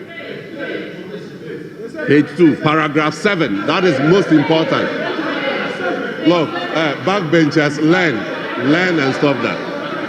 Mr. Speaker, total expenditure at end December 2016 stood at 30.3% of GDP against a target of 26.4% of GDP, with an outstanding stock of arrears of nearly 7 billion cedis. This is at variance with the performance criteria on the non-accumulation of arrears for the 2016 fiscal year under the IMF-supported Extended Credit Facility Program. The question I'm asking you, was this figure audited? The 7 billion you quoted, was it audited? The answer is no. Mr. Speaker, so it is surprising that they will turn around and question figures that we have provided. The finance minister stated here that we have 49 billion arrears, and that we have even decided to audit these figures. We have said that we have decided to audit it. We will be very happy if after auditing we realize that the arrears is even zero. We are not happy to pay huge arrears, but it is what it is. What the finance minister did on assumption to office was to request all MDAs to bring stock of arrears to the finance ministry. They did so. We further went to conduct a validation exercise with them, and we have stated that beyond this, we are going to audit it. You were complaining about an arrears stock of 7 billion. 8 years, you have shot it up to 49 billion. Mr. Speaker, that is not all. Apart from that, in fact, this figure does not include the 68 billion cedis owed by ECG. It does not include the 32 billion cedis owed by COCOBOD. It does not include the $1.73 billion owed to the IPPs. It does not include the 5.7 billion cedis owed by the road sector.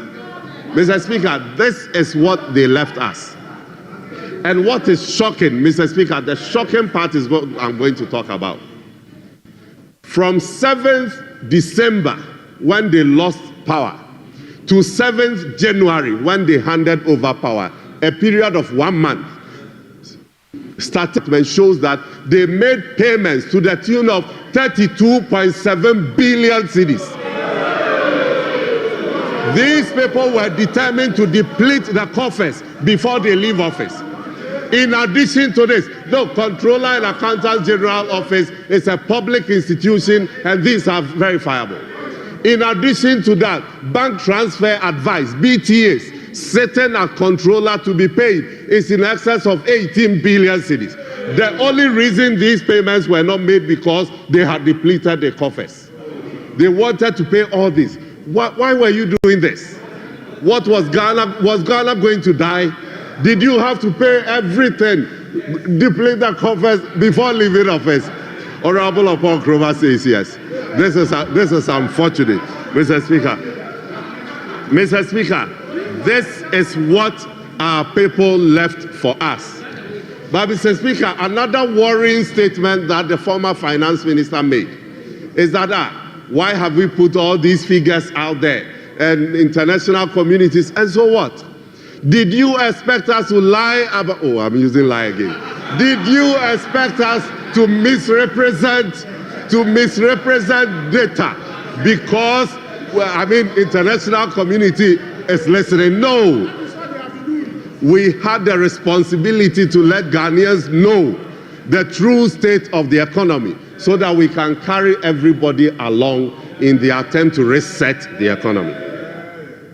Mr. Speaker, the former Minister of State, Honorable Abuna Osei Asare, was making statements that we did not make any provisions for social intervention programs. And I was asking myself, has she really read the budget? Because if she has, she would have realized that we have even deepened existing social intervention programs. You will realize that LEAP, we have increased the allocation to LEAP. And we have increased the beneficiaries from 350,000 people to 400,000 people. And this is something that I know Mama Pat is so happy about. We have indexed LEAP to inflation such that if inflation, as long as inflation remains positive, every year the LEAP allocation will increase. We will adjust it with inflation. Mr. Speaker, we have increased the allocation to school feeding program from 1.3 billion to 1.7 billion. In fact, the amount per child per day for feeding has been increased from 1 cedi 50 pesos to 2 Ghana cedis. Mr. Speaker, we have provided 242.5 million to support victims of the Akosombo Dam spilling, something you could not do. You could not do. We have made provisions for this and we will do it.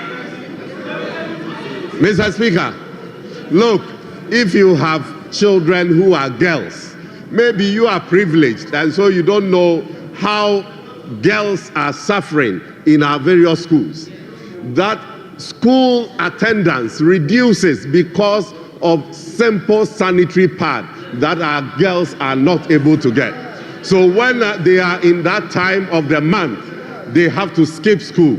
Today, President Mahama has made provision to supply free sanitary pads for our girls. Is this not a social intervention program? Is this not a social intervention program? You are members of parliament, and you know the demands on you when the new academic year begins. The number of tertiary students who knock at your doors to get support to pay admission fees. Today, President Mahama says that is going to be a thing of the past. Mr. Speaker, somebody is asking how about free SHS? Look, in your 2017 budget, you demonstrated that you were clueless about funding for your own free SHS program. Paragraph 877, you said this, Mr. Speaker, we will initiate discussions with all stakeholders interested in the performance of their senior high schools in their communities. Parents, school alumni, religious organizations, the diaspora will be encouraged to establish a funding mechanism to support high schools of their choice. This will reinforce community involvement in governance and improve the quality of education in our senior high schools. Look, for you, this is how you intended to fund free SHS. And for 8 years, you couldn't find dedicated funding for free SHS. Today, President Mahama has found dedicated funding for free SHS.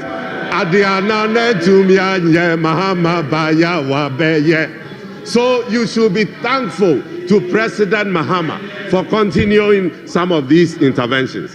Mr. Speaker, I want to appeal to our friends on that side that, look, I understand that you are in opposition and it is your job to offer criticisms.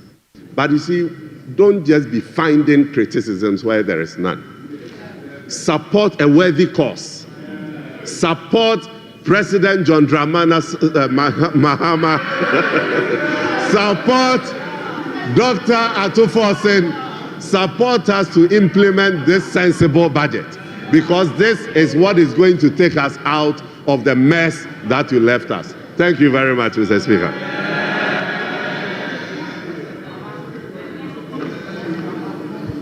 Well, you were also left with 3 minutes.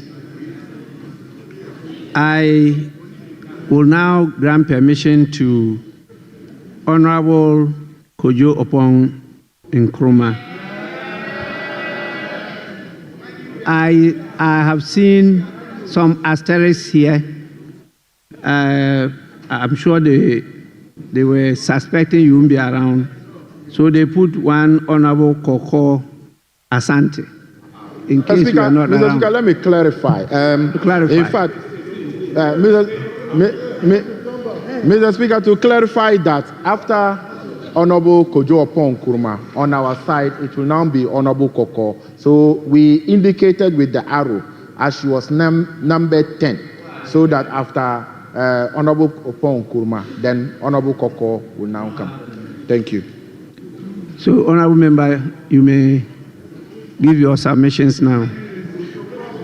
Mr. Speaker, thank you for the opportunity to make some comments on the statement before this House. It's unfortunate that the Deputy Minister for Finance has just left the chamber. We are debating the budget of the executive. The Minister for Finance is not here. His deputy was here. Right after his submissions, he's Nicodemously sneaked out of the chamber. We would have wished that he would be here to get feedback. And here is why. You know, sometimes when you are in government, you suffer from a certain disease. Any feedback that is given you, you think your job is just to defend. I was information minister. You think your job is just to defend and explain. Sometimes if you listen, you will get free advice that can help you to improve what you are doing. So it will be good that you bring him back into the chamber so that he can listen to the feedback that we are giving to him. He, for example, says that his justification for raising this 49 billion, this phantom 49 billion, is that in 2017 we mentioned arrears of 7 billion. What he forgets is that when we mentioned 7 billion, we did not proceed to adjust the fiscals with that 7 billion. We did not proceed to adjust the national account with that 7 billion and change the primary balance. We proceeded to say it will be audited, and thankfully, a good chunk of those claims were thrown away. What he has done differently, what he and his boss have done differently, is that they have proceeded to adjust the national accounts and adjust the primary balance for numbers that they themselves claim they have not audited. I'm happy he's coming back into the chamber. So the difference is that you have proceeded to adjust the national accounts with figures that you are confessing you have not audited. Who does that? And that is why we are telling you to hasten slowly. Mr. Speaker, he says they have indexed LEAP to inflation. He goes on to say that they have provided dedicated funding for free SHS. Honorable Deputy Minister, you did not index LEAP to inflation. The MPP government that just did indexed LEAP to inflation. You did not do it. You did not do it. Don't take credit for what you haven't done. Also, you claim there was no dedicated funding for free SHS, and you question whether the erudite Abena Osei-Asare has read the budget. I regret to inform you, you probably haven't read your own budget. You haven't read your own budget.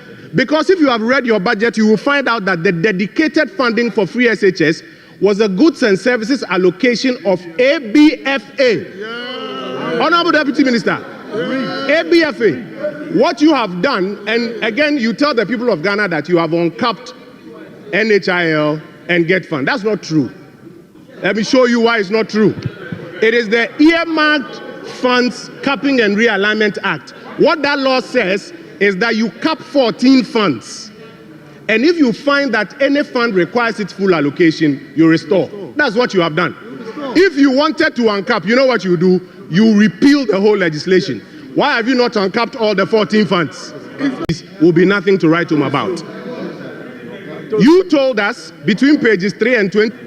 You told us between pages 3 and 22 of your manifesto that your economic program, Honorable Deputy Minister, let me have your attention. You told us that your economic program will be built on 3 foundational pillars: the economic transformation agenda, the economic recovery program, and the 24-hour economy. Right at the dispatch box, your boss, the finance minister, has admitted that the 24-hour economy part of it, they are not ready to even lay it before this house. Sunday, you brought in Mr. Guzitando to do an informal presentation, and he himself admitted that he has some further work to do, and then he will bring it here. You have brought us an economic policy. The economic recovery program, that's the foundation. The economic transformation agenda, that's the foundation. The 24-hour economy, that's the foundation. You have not finished preparing it. Who built the first floor when they haven't built the foundation? Which contractor built the first floor when they haven't built the foundation? And let me show you the effect. That is why when we go into your economic policy, there's no coherence with your manifesto. You made 273 economic promises in your manifesto, 273 of them. If we prorate your 4-year period, each year you should be doing about 68 of them. Do you know how many of your economic promises you have responded to in this first economic policy? Do you know the number? I'm not sure you have read the budget. You haven't counted. You have only responded to 25 of your economic promises. Mr. Deputy Minister, that is just about 36%. If you continue at this rate, by the time this year is over and by the time your tenure is over, you will be doing less than 20%. And let me tell you why. Because even when you roll out programs as government, not all of it succeeds. I've told you that we've been in government before. The MPP in the first year rolled out free SHS, 1D, 1F, 1 village, 1 dam. Even those ones that we started early, look at the challenges that we faced. And so, Honorable Deputy Minister, we are drawing your attention. This is free feedback to you, that you need to find more coherence between your economic policy and your own manifesto. Else, by the time your tenure is done, you would have disappointed yourself. The second point I want to draw your attention to is that your budget, even the one that you brought, your budget, it betrays your priorities. You see, like they say, don't tell me what your priorities are. Show me your budget, and I will see what you value. This budget that you have brought is the budget in which you have told us, first of all, that you value Ghanaian women so much that you are going to set up a bank for them, the Women's Development Bank. Agenda 51. You have put $51 million allocation, 51 million cedis, 51 million cedis allocation in this budget for the Women's Development Bank. And then you have put 70 million cedis for research at Jubilee House. You see your priorities? The budget is beginning to betray your priorities. You give all of the women in Ghana who are looking for this bank 51 million, and then you give research at the office of the president 70 million Ghana cedis. You are beginning to see your priorities. Honorable Deputy Minister, you told us that something has happened that's never happened. The president has gone to negotiate minimum wage. How much? 10%. By the way, the previous administration did way better, 25% plus. But while you are increasing minimum wage by 10%, you have increased the compensation budget at the Office of Government Machinery by over 720%. Over 720%. This is what the leader of the minority said, that very soon we will see the true colors of the umbrella. You see, your priorities are beginning to show. You need not less than about 1 billion Ghana cedis to close the infrastructure gap within senior high schools. You say you don't have fiscal space, you don't have money for it, but you have found 4.1 billion cedis to buy gold. Gold that was being bought from liquidity that was being brought into the jurisdiction by foreign companies that wanted to buy the gold. Now you want to take taxpayers' money, 4 billion Ghana cedis, to go and buy gold. Are you seeing your priorities now? You have made available 100 million Ghana cedis for capital expenditure at the Office of Government Machinery. What are you buying there? More cars or what? 100 million Ghana cedis for capital expenditure and space. Paragraph 478. That's why I'm worrying whether you've read it. Paragraph 478. You say there's no fiscal space to recruit young people into the public service. But you find 100 million Ghana cedis for capital expenditure to buy cars and other things. Are you seeing where your priorities are? If I take you into a further analysis of your own numbers, Honorable Deputy Minister, your own numbers, like my brother John Jinapo used to say, Mr. Speaker, we have run the regression analysis and the correlation analysis on this side, and we know all the figures. I'm happy he's here in the chamber. Mr. Speaker, we have also run the analysis. If you look at compensation allocations, Honorable Deputy Minister, do I have your attention? You will find that for the Office of Government Machinery, you have allocated 2.7 billion for compensation. By the way, when it was 327, you used to complain and do press conferences. Now it's 2.7 billion. But what is even more worrying, the economic sector ministries, 7 of them, the ones that are responsible for generating growth, expansion of the economy and jobs for people, you have given them a paltry 2.2 billion Ghana cedis. You value Office of Government Machinery compensation more than 7 economic ministries. You were telling us a few minutes ago that infrastructure is the most important thing. While you have made available 2.7 billion cedis for compensation at the Office of Government Machinery, Honorable Deputy Minister, if you check your budget, the numbers, do you know how much you have given for compensation for the infrastructure sector ministries? A paltry 700 million Ghana cedis. So your budget is showing your priorities. But even more importantly,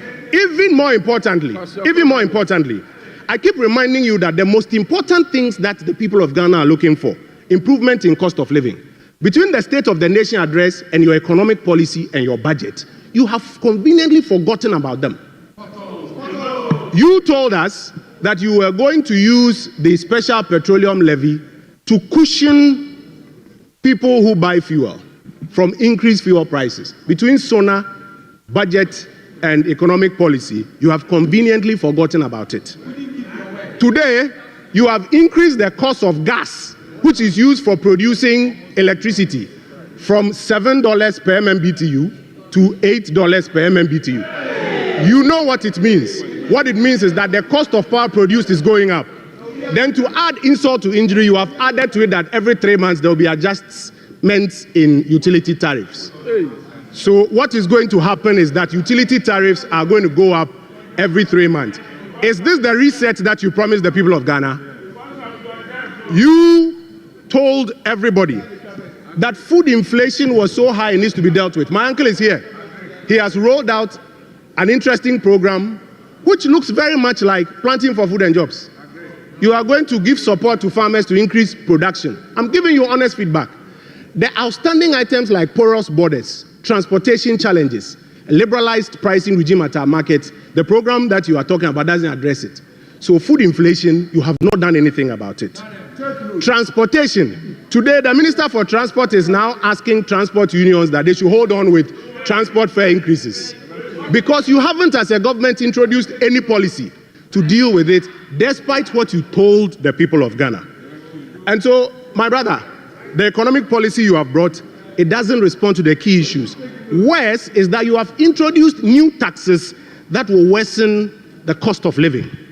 The growth and sustainability levy that you have introduced from 2026, 2027, 2028 is going to affect banks, non-banking financial institutions, insurance companies, telecom companies, breweries, oil marketing companies, companies and institutions registered under SEC, electronic money issuers, and all other companies that are not within category A and B. I can give you a copy of Act 1095 by 5%. All these industries, they are going to pass the cost on to the average Ghanaian, and cost of living will go up. So the most important thing to the people of Ghana, cost of living, you have not tackled it. My final point, Mr. Speaker, and I'll take my seat. You see, when you gave all of these policies to the Ghana Statistical Service and the Finance Ministry people, they marked it. And they said that they project that it will lead to 4.4% growth in the economy. The economy that you said was criminally managed. The economy that you said was a crime scene. It did a modest 5.7. Remember that in the first 3 years before COVID, we were doing 7%. When the recovery happened, 5.7. All your programs put together, they are now telling you that it will do 4.4. Mr. Speaker, by our model, on top of the 5.7% this year, Ghana should be doing nothing less than 8% growth. This year, by our model. So, if you want to compare apples to apples, Honorable Deputy Minister, comparing apples to apples, your 4.4% compares to 8%. I have in my hands here the Deloitte economic forecast for 2025. It was issued in December. They said in December that when they look at the MPP's economic recovery program, inflation following our disinflation trend is supposed to be 11% this year. This year. 11% this year. You promised a reset that you are going to do better than us. What is your figure? The same 11%. How? You should be doing 7%. Yes. Don't forget that in 2019, the MPP did 7.9% inflation. This is after 2 years of single-digit inflation. And so respectfully, I beg of you, if you listen to the feedback, your overall performance as is being marked by the Finance Ministry and the Ghana Statistical Service, you need to up it a little more. Mr. Speaker, I will conclude by these comments. In fact, some more data we have. The Office of Government Machinery used to be the 7th highest expenditure item. Today, because you have inflated it, it is now the 5th highest. It is higher. It is higher. It is higher than local government. It's even higher than roads and highways. Mr. Speaker, to conclude, we call on our colleagues on the government bench, try and find coherence between your economic policy and your manifesto. Else, you may not hit 20% and you disappoint yourself. Number 2, go back into the budget and let your money follow where your words have been. The big things that will create growth and expansion of the economy, put money behind them. And Mr. Speaker, the very final point, it's not too late. You have some time. We have 3 weeks before appropriation.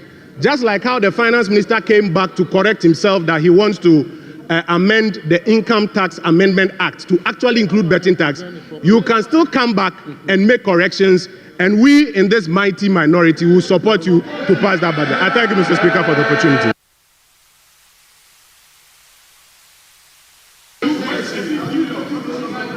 Honorable members, we now listen to Honorable Atta Issa. I don't know why, but the indication here is that you have 5 minutes. Oh, He's thank an you. ordinary parliamentarian. Thank you very much, Right Yes, Honorable Speaker. Member, please, you may proceed. Thank you very much, Right Honorable Speaker. It is important to note that when it comes to lessons on managing the economy, the minority side or the MPP should be the last to offer such suggestions. Because the verdict on your 8-year mandate is what resulted into this number.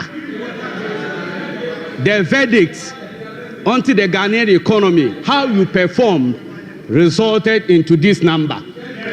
I dare say the 2025 budget is the most well-received budget if you follow various stakeholders in our Ghanaian economy. This is because the preparation of the budget 2025 was preceded by 4 major activities. First of all, we did the National Economic Dialogue. That this side, that is criticizing the output of the various aspirations of our people, they didn't go and participate in the National Economic Dialogue. We also did the National Education Forum. We also did meeting traders by the Finance Ministry, and then the popular youth engagement on the expert platform. Mr. Speaker, it is important to also note, it is normally observed, if you look at previous or historical trends, that when a new government comes, having subjected us to economic hardships like this, where incidence of poverty is 23.4%, what it means is that 1 out of every 4 Ghanaian is very poor in Ghana as we speak. When you inherit an economy like this, what finance minister across the world would have done would be cost burden sharing or cost sharing. However, this budget seeks to shift away, putting the burden on the ordinary Ghanaian into that of production. And I think this is one of the innovative ideas. It is also important to note, Mr. Speaker, the MPP, when you talk about public debt accumulation, they go and hide behind dollar. They do it in dollar rated and say that the NDC government added this amount in dollars and they added this amount in dollars. It is important to know when you look at IS 37, in reporting standards, you use your functional and presentation currencies in reporting your debt stock and not the dollar or the foreign debt component. Mr. Speaker, in 2015-2016, an asset quality review was done by the Bank of Ghana and the IMF, where it projected that the total depositors amount that was at risk as a result of poor banking supervision, poor corporate governance strategies employed by the banking sector, we needed 9 billion Ghana cedis to recapitalize our banks. Due to the cruel and the bad governance these people inflicted on the Ghanaian populace, we were subjected to pay through the taxpayer 30.3 billion Ghana cedis. Yet, we still need 10 billion Ghana cedis to recapitalize a banking sector that needed only 9 billion. Mr. Speaker, the purpose of creating the NIB and then the ADB was to support agriculture and commercial activities of Ghanaian sector.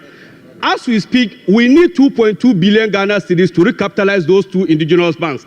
It is important to note that the current participation rate of Ghana local banking sector is less than 10%. These people came and collapsed all indigenous banks, and yet they have the audacity to offer superior suggestions. Your superior suggestions landed you with 886. Your superior strategies landed you with a micro minority. Mr. Speaker, because of time, let me come to the real sector development. The former finance minister, I wish he was here, Honorable Kojo Oppong Nkrumah, for purposes of education, GDP growth has never been a welfare indicator, and let's not repeat that at all. One thing that you should always focus on when you are talking about the GDP is the drivers of growth. Let's ask ourselves, what is the drivers of the 5.7%? It is mainly the Galamsey economy. When the government statistician came here and I asked what was the end year GDP rate, he said 5.7%. And I asked for the source of the growth. and he said it was as a result of the service sector and that of mining and quarry. Galamsey Nkwa that resulted into the 5.7%. Mr. Speaker, it is also important to let me land on the external sector. Mr. Speaker.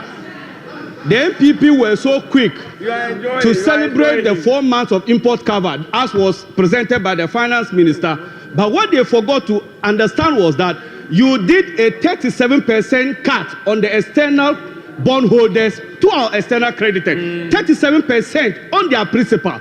So if you were not servicing your debt as a result of the debt suspension policy that you did in 2022, 2023 and 2024, you were not servicing your external debt. So why won't you have enough reserve in your external sector? So it is not enough for you to say that because you can cover 4 months of import cover means you were doing any superior management of the Ghanaian economy. I already said initially, as for the verdict as to how the MPP managed the economy, the jury is out there. And the jury is that President John Dramani Mahama won the election with the largest electoral defeat ever to be suffered by a political party. And I think that it is a period of reflection that you must learn. Despite all the excuses you are giving, Ghanaian people saw through the deception. And no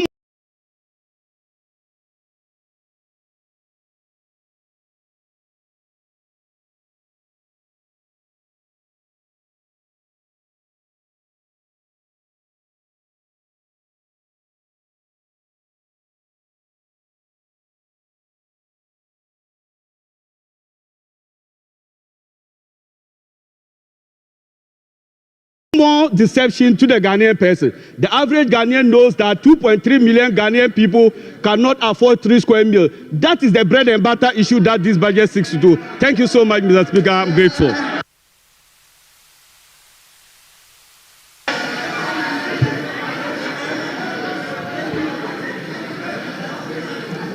Honorable members. Honorable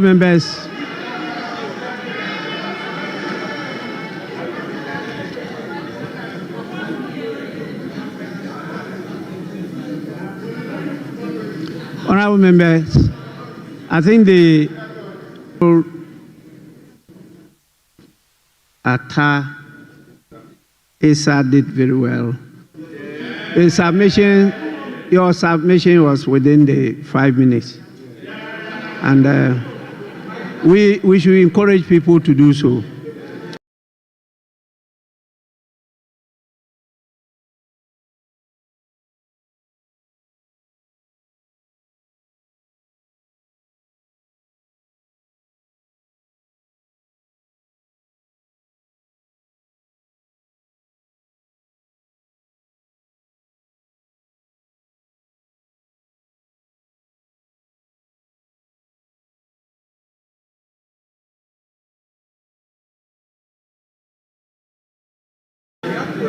Honorable members, just a few minutes for me to communicate to you some information from the presidency.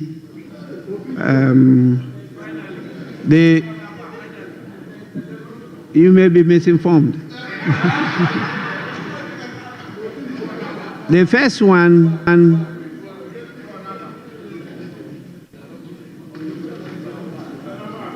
had to do with the nomination of the administrator of the District Assembly Common Fund.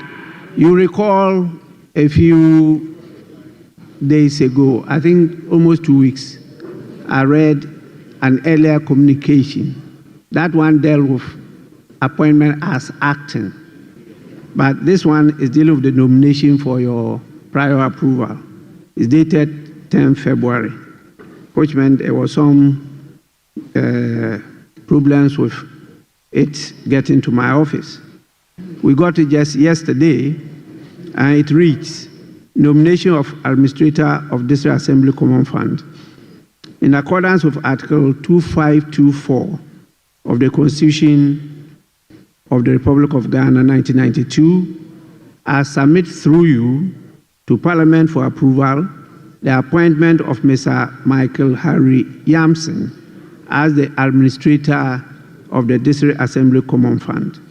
The nominee's credentials and record of service demonstrate his competencies to support the government's agenda and serve the people of Ghana effectively. Attached is a copy of his curriculum vitae. Accept, Mr. Speaker, the assurances of my highest consideration. John Dramani Mahama. Honorable members, I refer this communication to the relevant committee, and that committee is the Appointments Committee for consideration and report to the House. The earlier reference was done in error. The second Deputy Speaker was misled to do that. And so that has been withdrawn, and this will now be the operating reference. I am informed that the committee has already scheduled to sit tomorrow. That definitely Thursday. Yeah, so that could go on. We will adopt that as the program of the committee, and the public hearing could be conducted on that day. The second communication is dated 17th March 2025, and it reads, Notice of absence from Ghana. Pursuant to Article 59 of the 1992 Constitution of the Republic of Ghana, I write to formally inform you of my intention to travel to Freetown, Sierra Leone, tomorrow, 18th March, 2025, and return the same day.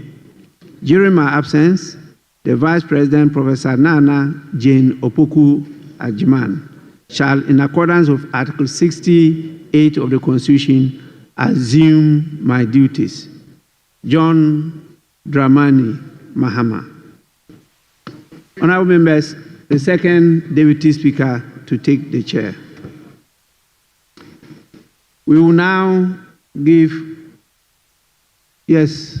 Mr. Speaker, I was, and in fact, not only me, we were expecting more communication from the presidency since we don't have 60 ministers yet.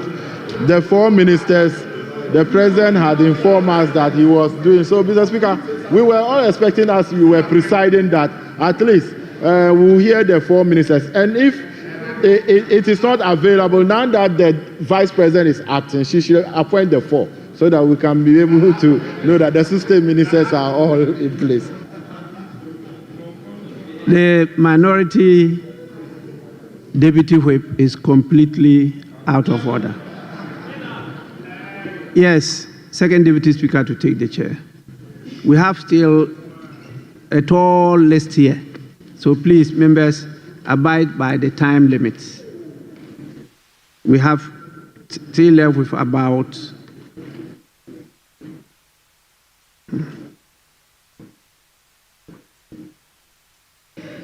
more than 6 from each side of the House.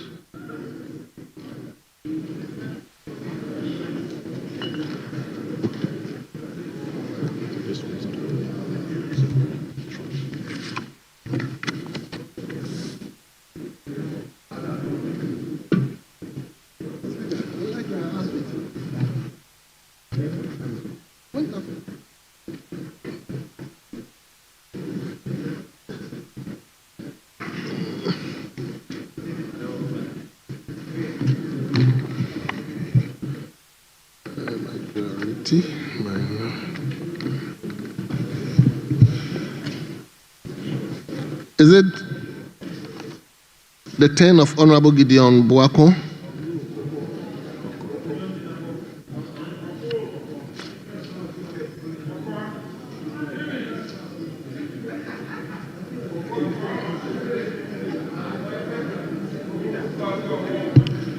Well. Let's invite the member for Etiwa West, Honorable Kasatintin. Yes, Honorable, you have 5 minutes. Mr. Speaker, thank you for the opportunity to comment on the budget statement presented by the Finance Minister. Mr. Speaker, this budget is a clear reflection of the glaring inconsistencies between the lofty promises made by the NDC government and the harsh reality that they presented to Ghanaians.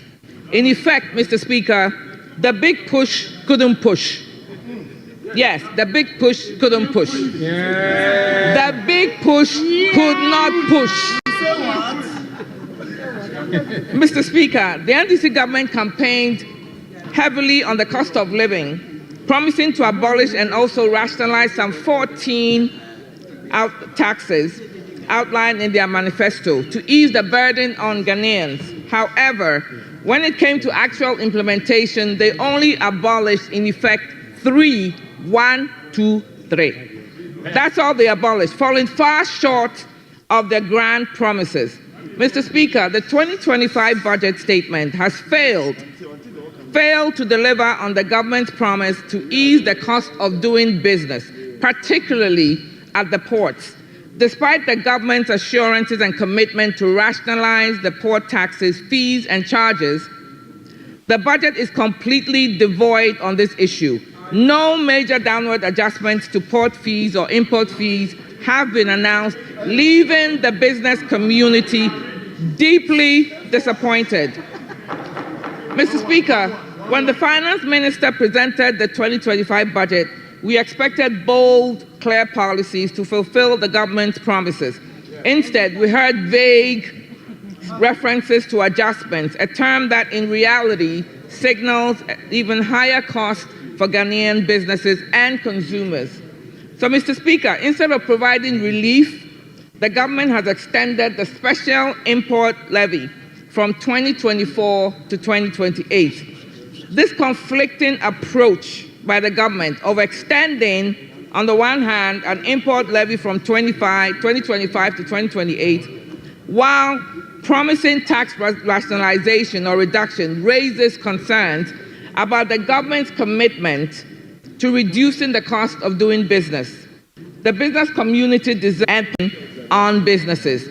Ultimately, while revenue mobilization is necessary, it must be balanced with policies that encourage business growth and investment. Overburdening businesses with additional taxes, particularly in sectors that drive economic growth, could have long-term negative effects on Ghana's economic stability and job creation. Mr. Speaker, in the 2025 budget, paragraph 657, the NDC government talks of expanding pension coverage of the informal sector through the NPRA, the National Pensions Regulatory Authority. The NPP government, I think it'll be worthy to note here that the NPP government, under the SEED initiative that was done by SNIT, expanded the coverage to the self-employed in the informal sector from 14,000 to almost 140,000, 139,768 registered members between March 2023 and December 2024. Mr. Speaker, the budget statement also promises prompt payment of pension contributions. While this sounds promising, we on this side can only hope that they follow through on their words, because history tells a different story. History tells a different story. Mr. Speaker, as of December 2016, the NDC government left behind outstanding social security contributions for public sector workers amounting to over 972 million Ghana cedis, which the NPP government inherited. Yes, we inherited over 972 million Ghana cedis in arrears. Thank you.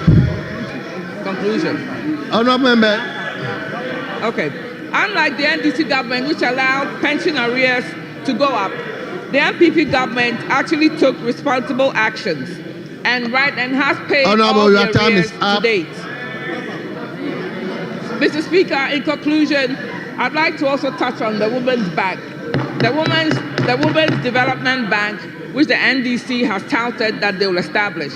First of all, we're very happy. Women in my constituency were actually pleased to hear about a development bank, Women's Development Bank, because many of them saw this as a real opportunity to access financial support. And they look forward to this bank. However, Mr. Speaker, I'm not sure how the NDC is going to set this up. Thank you. Thank you. Yeah. Mr. Speaker, I'm I'm going to conclude in 2 minutes, Mr. Speaker. Honorable Koko, thank you so much. Mr. Speaker, initially they gave us 15 minutes. So therefore we 5 prepared for minutes. that. We reduced to 5 minutes. Thank you so much, Honorable. Thank you, Mr. Speaker.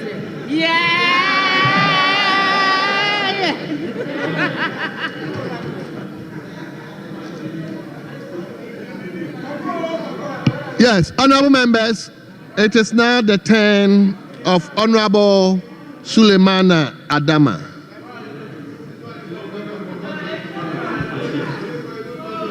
Thank you, Mr. Speaker. Mr. Speaker, the honorable member for Inshayo. Honorable, you have 5 minutes? 10. I'm a deputy ranking. Deputy 10. ranking? Yes. 10 minutes. 10 minutes. Yes. Mr. Speaker, the honorable member for Inshayo argued that the GDP was 73% in 2016, but it is 61% in 2024. So we should clap for them.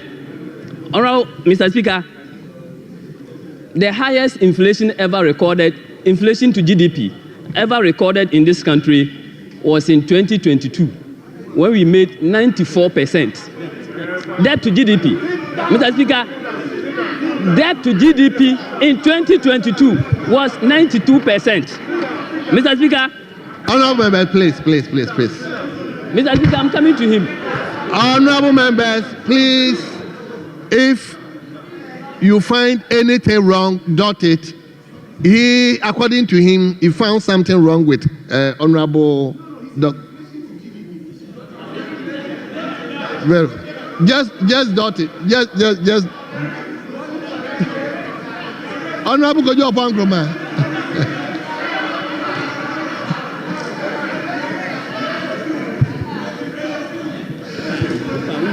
Yes, Honorable Adama, please continue. Mr. Speaker, in 2022, the debt to GDP was 92.4%. Mr. Speaker, in 2023, debt to GDP was 84%.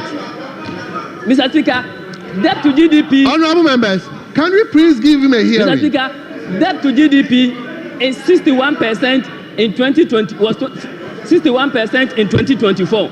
Not because of any magic, but because the government is not paying the debt as we are supposed to pay, because we have undergone the DDEP. Mr. Speaker, the 2025 budget has brought back confidence in the political class. Hitherto, when you meet anybody, they said, we don't trust politicians, because there were always disconnects between what we promise in the manifesto and what we deliver as a policy. Mr. Speaker, when you take the NDC 2024 manifesto, when you listen to President Mahama's State of the Nation address, when you listen to Honorable Atoforsin's budget statement, you see a well-tailored linkages between the three documents. Mr. Speaker, the NDC manifesto, on page... Mr. Speaker, the NDC manifesto states that on page 22 of the NDC manifesto, it is boldly written, Mr. Speaker, we will scrap the following draconian taxes within our first 100 days in office to alleviate hardship and reduce the high cost of living. Honorable members, please. Mr. Speaker, we will scrap the e-levy.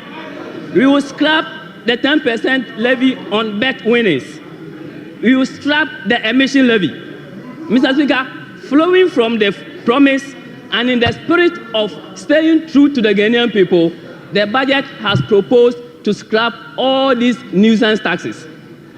Mr. Speaker, again, the NDC manifesto promised a big push policy. It's an ambitious policy to bring infrastructure development and for economic transformation. Mr. Speaker, the 2025 manifesto had made a provision of 13.8 billion Ghana cedis for the big push program. Mr. Speaker, the president understands the vulnerabilities in the economy. He understands that there are vulnerable groups in the economy. So he promised in the manifesto. So if you go to page 23 of the NDC manifesto, it is stated that the president will introduce various social interventions to alleviate the current economic hardship.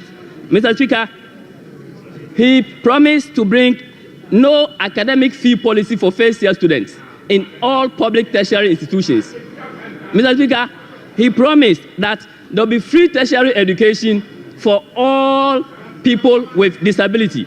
Mr. Speaker, he promised free sanitary pads for our girls.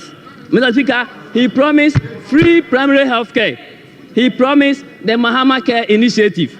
He promised the National Apprenticeship Program. He promised allowances for assembly members. Mr. Speaker, staying true to the people of Ghana, the budget has made allocations of 499 million Ghana cedis for the free first-year students for our public tertiary institutions, 292 million Ghana cedis for sanitary pads. Mr. Speaker, 3.5 billion Ghana cedis for free SHS. Mr. Speaker, 564 million Ghana cedis for the provision of comprehensive free curricula. Mr. Speaker, the budget has made an allocation of 3.5 billion. Honorable members, there are so many movements in the chamber.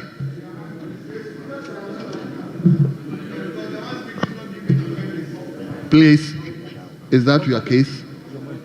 Honorable members, please, let's give him a hearing so that we can also listen to you. Yes, Honorable. Mr. Speaker, the budget has made a provision of 3.5 billion towards the free senior high school. It is the highest allocation ever since the project was rolled out in its current form in 2017. Mr. Speaker, this is coming from the president who was described as the scary alternative. If he's the scary alternative, he's the one who has made the highest contribution. When he said we are going to review the free SHS, they said the understanding of review is cancellation. If cancellation means provision of 3.5 billion, then we need more cancellation. Yeah. Mr. Speaker, if cancellation means making a dedicated funding by uncapping the GET fund, then we need more cancellation. Yeah. Mr. Speaker, some people have argued that they don't understand why we are projecting an economic growth of 4.3%, 4.4%, when they made 5% and over in 2024. Mr. Speaker, how do we grow the economy when you are going to spend 18 billion in servicing domestic debt in 2025 alone? Mr. Speaker, when your SOEs are all in debt and in crisis, Mr. Speaker, how do you grow the economy? When you are supposed to use the chunk of your resources in servicing debt, not in areas where you can grow the economy, not in productive areas. Mr. Speaker, as I speak to you now, the ECG owes 68 billion Ghana cedis. Cocoa Board owes 32.5 billion Ghana cedis. Cocoa Rose, we are owing 21.7 billion Ghana cedis. We are owing 840 billion cedis are the revenue losses as a result of the rollout of the Cocoa Board that we are actually owing. Mr. Speaker, so assuming we are using all these resources in the productive sectors, aren't we going to grow the economy? Yes. So I'll urge my colleagues and Ghanaians to keep faith with President Mahama. Yes. When we are able to stabilize the mess, stabilize the economy, by the end of the year, you will see economic growth that is commensurate with output and productive sectors. Yes. Mr. Speaker, it is the best policy document ever witnessed in a very long time. He has kept faith with the Ghanaian people. He has actually demonstrated that when you have a well thought through policy in a budget statement, it can result in economic development. Let's keep faith with the NDC because this is the best policy document we have ever had. I thank you, Mr. Speaker, for the opportunity. Yeah.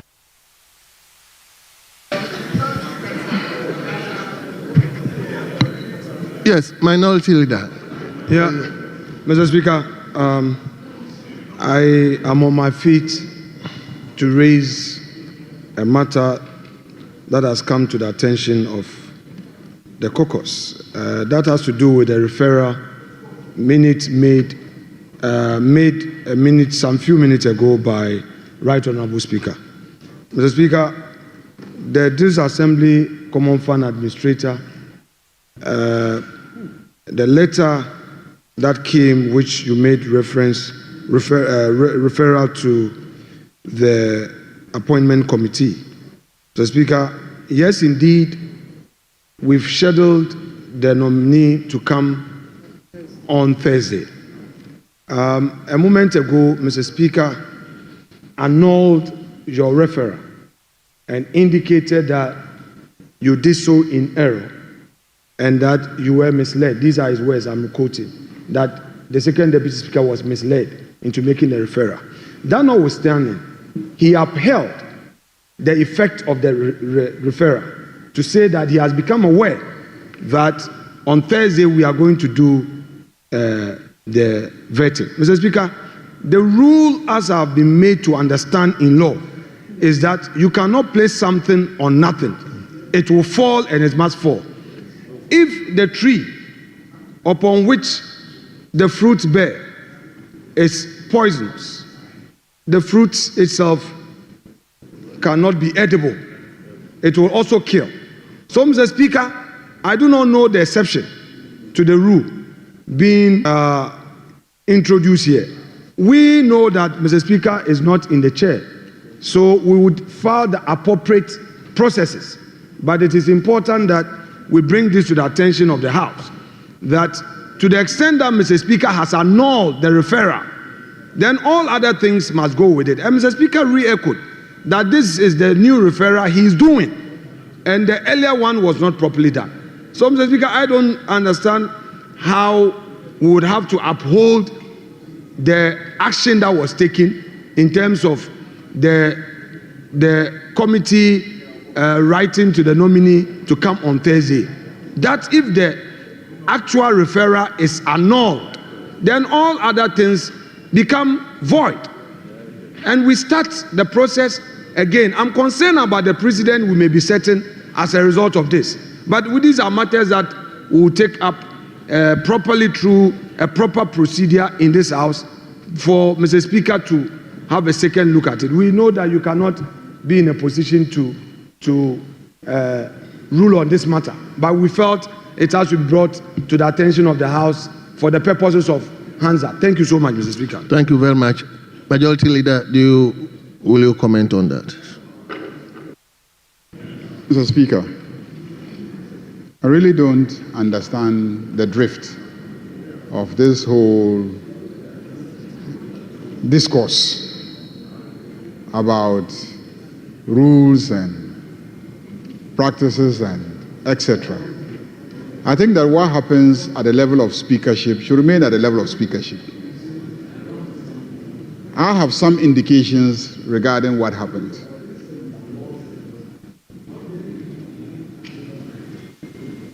If you raise an issue and that is being addressed, you pay attention. No, but you raise the issue.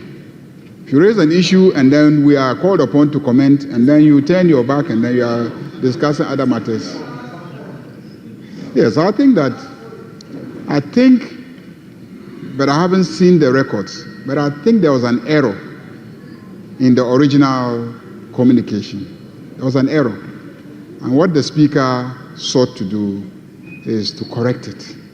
So maybe you should see the Speaker and find exactly what he was trying to address. There was an error. I mean, he explained to me that there was an error, and he requested for a second communication. So the communication came, and he thought to find a way of correcting it. So it's not as if the second deputy speaker is being undermined or anything of that sort. But also because you have already started the process based on the earlier communication.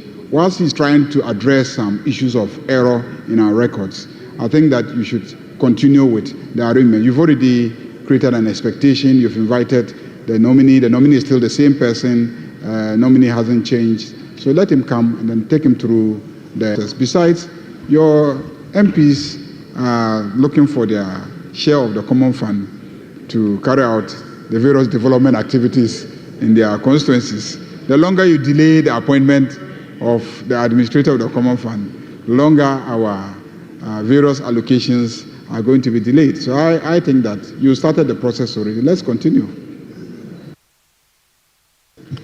Yes, yes. Well, Mr. Speaker,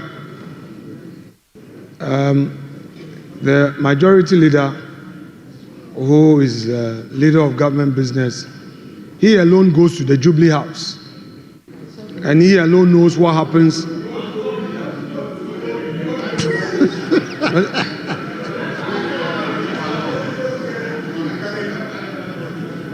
Mr. Speaker, I had my turn. It is his turn. I cannot enjoy that privilege forever. He should enjoy it. It is his time.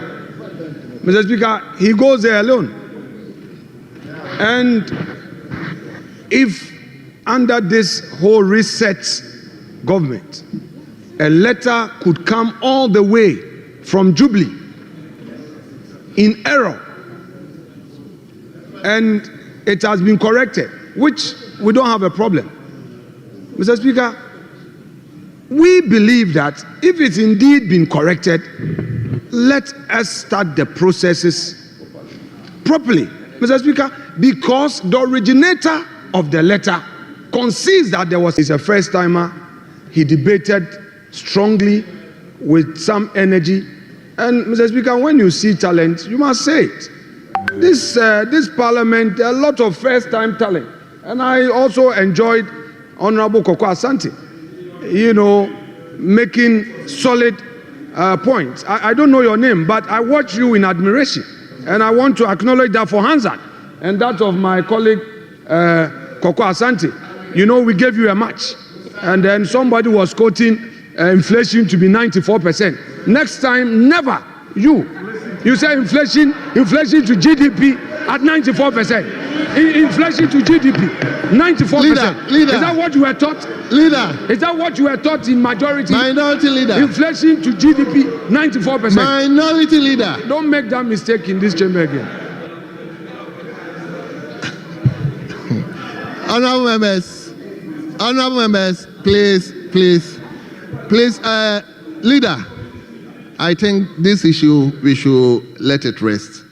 The communication came, Mr. Speaker read, but he observed certain anomalies. So he didn't do the referral. When I was presiding, the clerk informed me that Mr. Speaker didn't make the referral. So I should do that. That's why I went ahead to do that. So later on, Mr. Speaker discussed with me that he deliberately decided not to do because he observed something.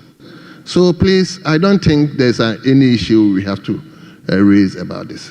Mr. Speaker, thank you for bringing clarity. But Mr. Speaker, I've just seen the Minister for Roads seated in this chamber. He is supposed to stay at the ministry and pay contractors. Mr. Speaker, this is not where you are supposed to be. Go to the ministry and work. If you want to be in leadership, then resign. He comes here to bring the temperature, raise the temperature, and then when he comes, he wants to change the temperature in this chamber. The contractors need to be paid. Thank you. The roads must be constructed. Thank you, leader. Leave thank this you. chamber and go and leader, work. Thank you. Yes, Mr. Speaker, you should leave here and go and work. Oh, are you responding to your friend? Mr. Speaker, I get to the office at 7 o'clock in the morning and work to 1 o'clock. Then I come and perform my duty as a member of parliament. So I agree with him. We owe contractors. We shall work hard to pay the contractors. But he should also know that I'm still a member of parliament and I enjoy this as well. So I'll be here as a member. For the rest of the day, I'll be here with you. Thank you very much. Honorable Member, it's part of the business, eh? So let's enjoy it. So let me now turn to Honorable Eric Opoku. Minister for Agri.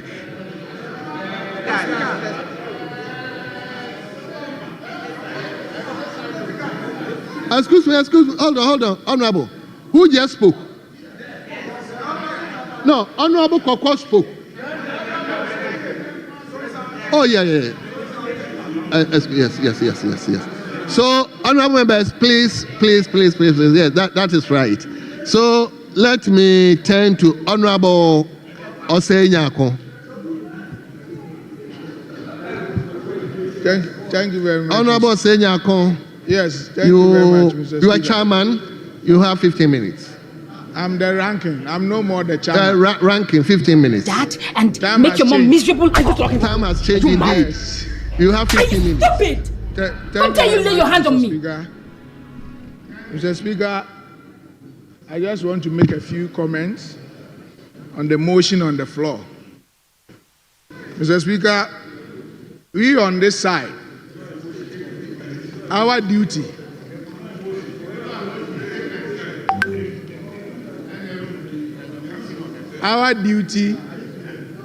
on this side, Mr. Speaker, our duty on this side is to scrutinize whatever the executive brings to this house and point out deficiencies in whatever they bring and profess alternative to the government. And that is exactly what I want to do this afternoon. Mr. Speaker, the finance minister came to this house and presented the budget statement and the economic policy on behalf of the president. And it is sad to note that I've gone through the budget statement, I've read through it, especially on the road sector. And I find it very that a whole budget, which is the major determinant for any resource allocation and any investment requirement, failed to give or failed to tell the House or inform the House about the network, the national network size, the road network size of this country. I'm sad. I've gone through the budget. So if a budget that the government is making allocation, that he is saying that I'm going to uncap road fund and provide an amount of 2.81 billion and also provide another 2.2 billion as a GOG contribution for the road sector, fails to tell us that this is the amount of kilometers that we have, the kilometrage of the country in terms of the network size. Then how did they come about with the amount of money that they are allocating to the sector? Mr. Speaker, I quite remember that in 2016, at the end of 2016, the NDC government, when they were leaving office, the total network size of this country was 78,400. As of December 2024, and I'm quoting from the Presidential Transitional Report, which I have it. I'm sure my colleagues and the minister is here, they also have the Presidential Transition Report. Mr. Speaker, we are talking about 137,683 kilometers. It is contained in the Presidential Transition Report. I'm not making it. The minister is there. He can get the report and read it by himself. I can also help him with the pages that he can find it. If we have such a huge network size of the country, and the minister come to this house, he doesn't even tell us anything about it. He even fails to tell us the condition mix of our road network as to which percentage is poor, which percentage is good, which percentage is bad or fairly good. Then how did they come about in allocating resources to this sector? Mr. Speaker, no wonder that if you want to talk about the first 5 key priority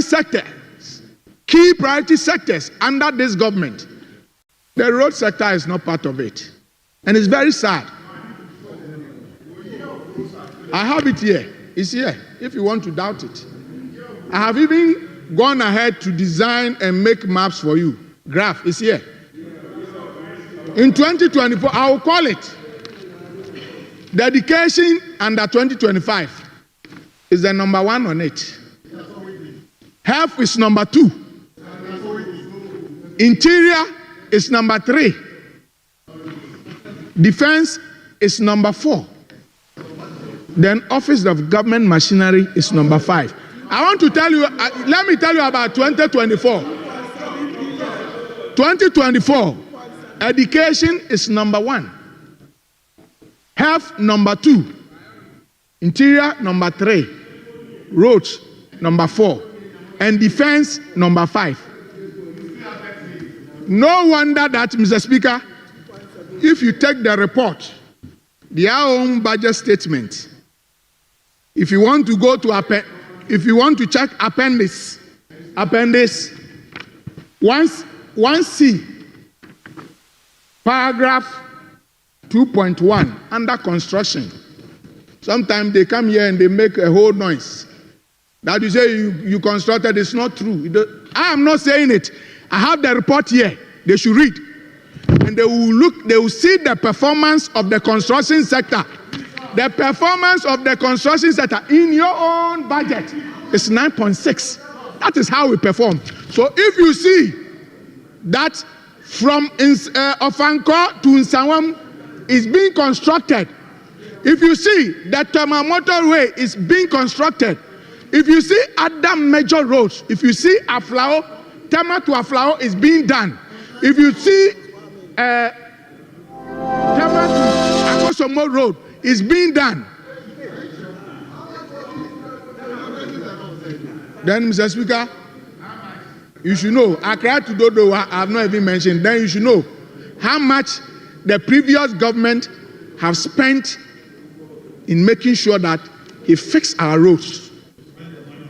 Mr. Speaker, it is sad that a government that got the support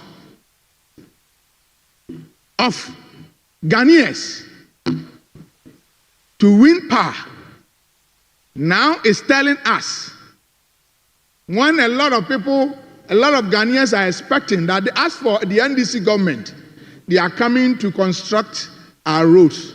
I have a bad news for them.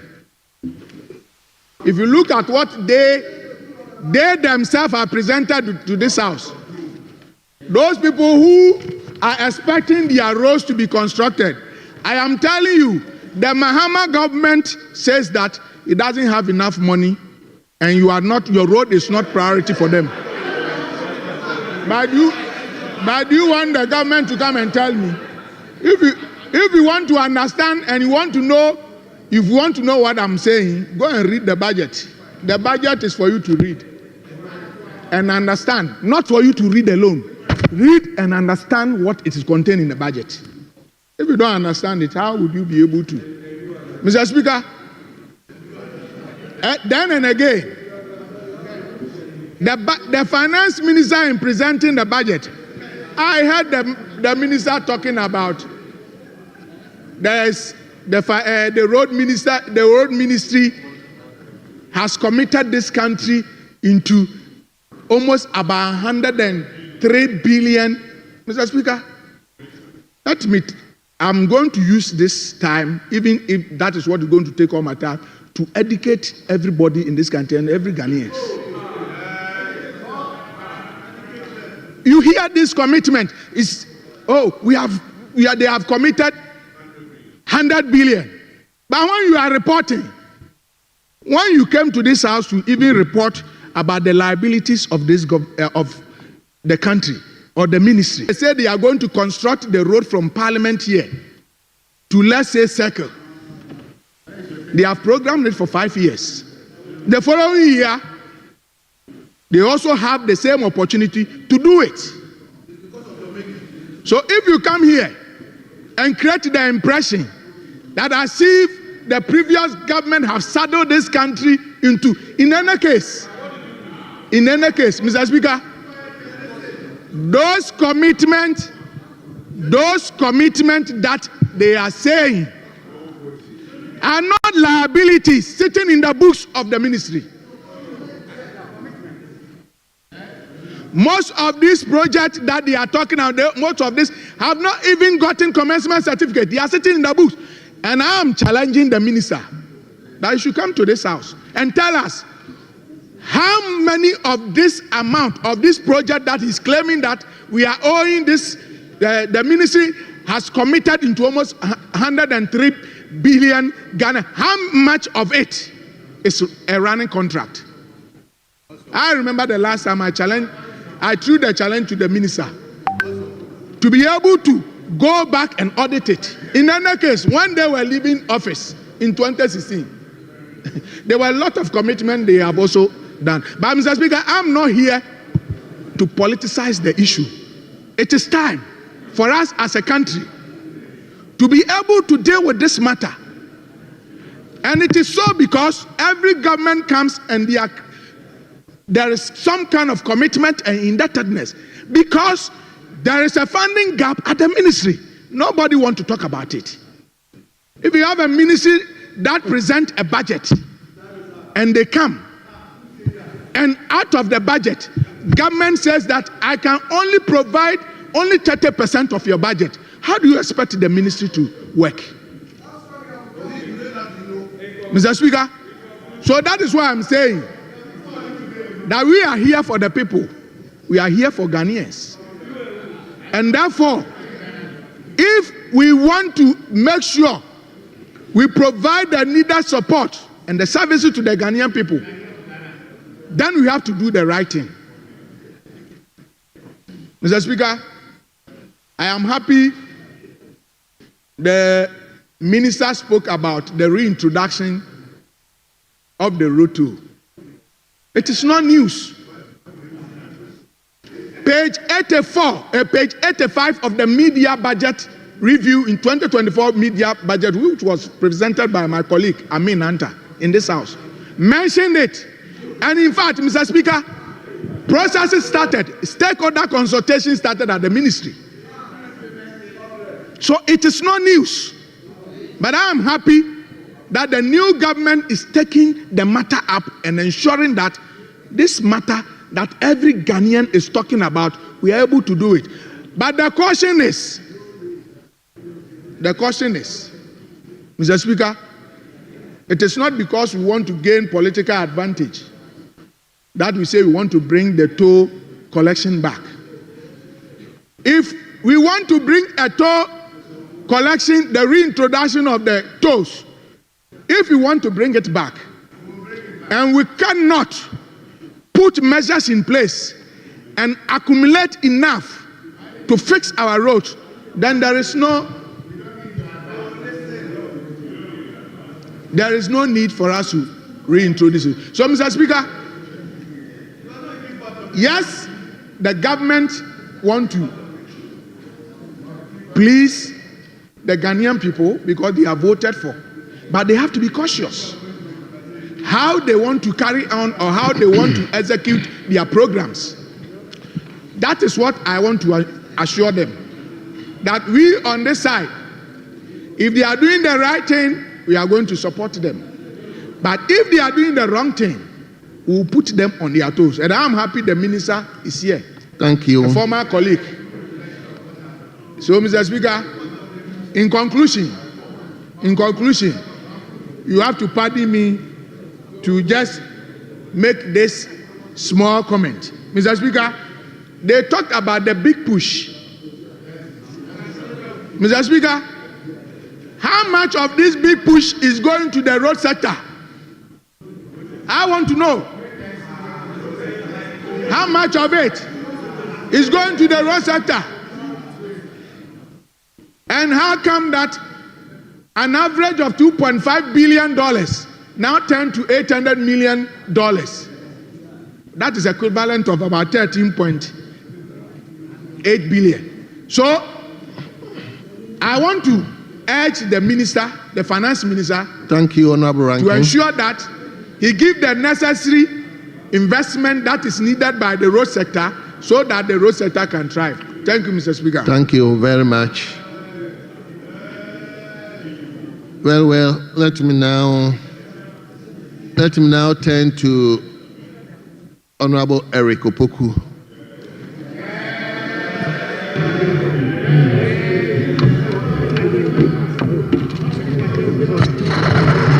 Honorable, we have 50 minutes. Thank you very much, Mr. Speaker. Honorable, hold on. For the opportunity. Leader, hold on. Leader, what is it? Mr. Speaker, with respect, the Honorable Minister of Agri. But Majority Leader, are you not going again? Mr. Speaker, are you not go? Mr. Speaker, I was again.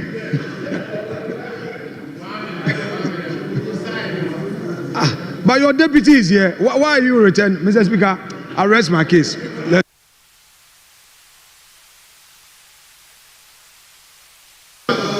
Mr. Speaker, the arrangement was that the sector ministers will lead the commentary on their sectors, but they would present a brief on their sector policies at the dispatch box.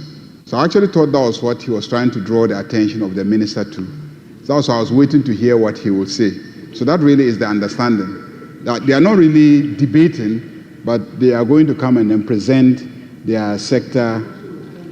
Of course, yes, and even the discussion was that after they have presented their sector positions and policies, they will listen to the commentary, and if in the end they need to respond, then we will give them some time to respond, to clarify the policy. That's how we structured.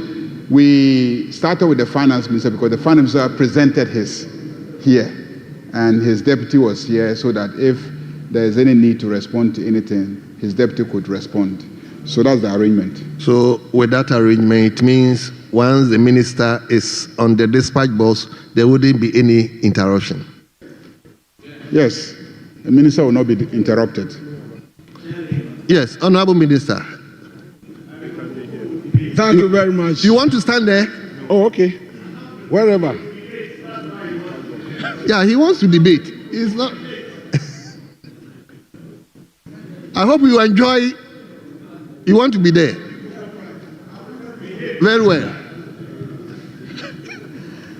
Thank you very much, Mr. Speaker, for the opportunity to comment on the 2025 budget.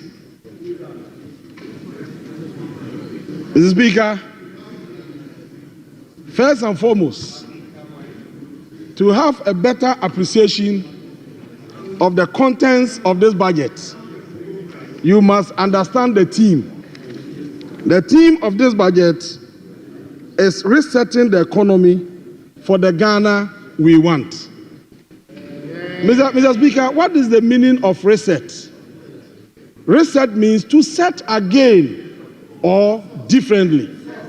It means that the economy of Ghana was on the proper track to deliver prosperity unto the people of Ghana. And within the last 8 years, we veered off completely. And so this is the time to bring back the economy on the proper track. And that is what this budget is seeking to do. Mr. Speaker, this is the explanation, the meaning. Honorable, you see, that's why you were asked to come and stand on the dispatch box. Okay. Because once you are there, the leader can interrupt. And I see that is why.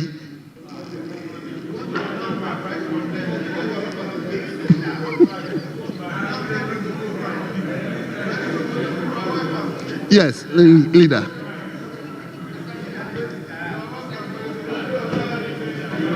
Mr. Speaker, our elders say, Agro Beswa Ifrianopa.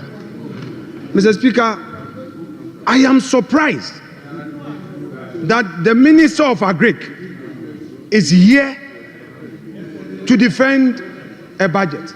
Mr. Speaker, he should look at the allocation. The minister said he was giving you 1.5 billion. When you look at the expenditure, only 924 million. Even so, you have over 40% of it in compensation. Just is the first year. You've said nothing about agriculture, and you are here to defend this budget. And you're saying what? That your ministry has been rendered redundant. Mr. Speaker, politics will lead a man somewhere. What is it in your budget? What is it about agric? Leader. No, but leader, ask him. thank you. Look at the figures. Leader, thank you. Look at the figures. Leader, thank you. Leader, thank you. And you are here to defend this budget? Mr. Speaker. Yes, let me. You have 15 minutes. Mr. Speaker, thank you for the opportunity.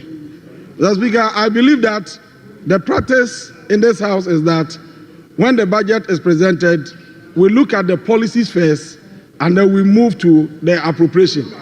It is when we are dealing with the appropriation that we look at the figures involved. It appears the Honorable Minority Leader is jumping the gun to look at appropriations when we are not there at all. So this is the time for us to look at policies, and I'm here to present the policies and to explain.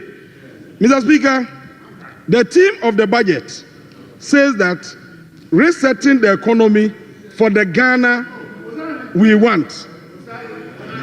Reset means that something was on a track, it veered off completely, and now we want to bring it back. And that is what this budget seeks to do. Reset means set again or differently. And so this budget intends to bring the economy of Ghana on the proper track.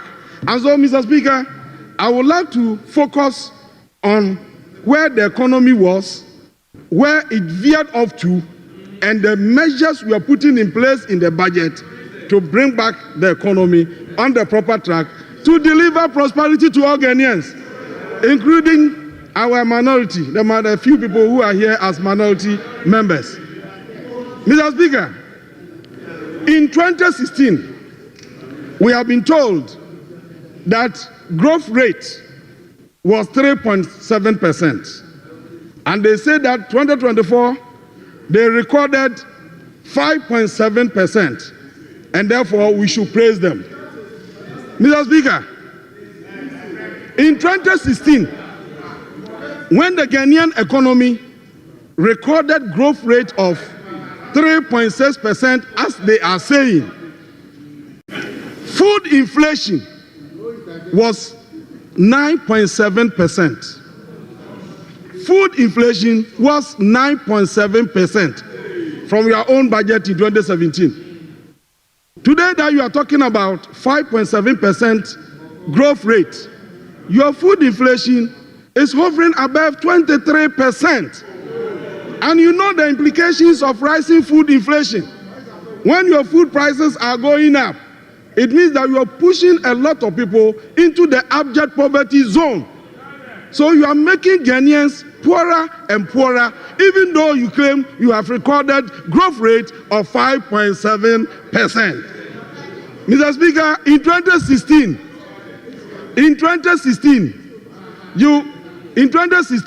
the Bank of Ghana, that has the mandate to print money for this country, recorded profit. But in 2024, 2022, 2023, 2024, you are claiming that growth rate is 5.7%. But look at where you have landed the Bank of Ghana. In just 1 year, they recorded a loss of 60.8 billion Ghana cedis, unprecedented in the history of this country.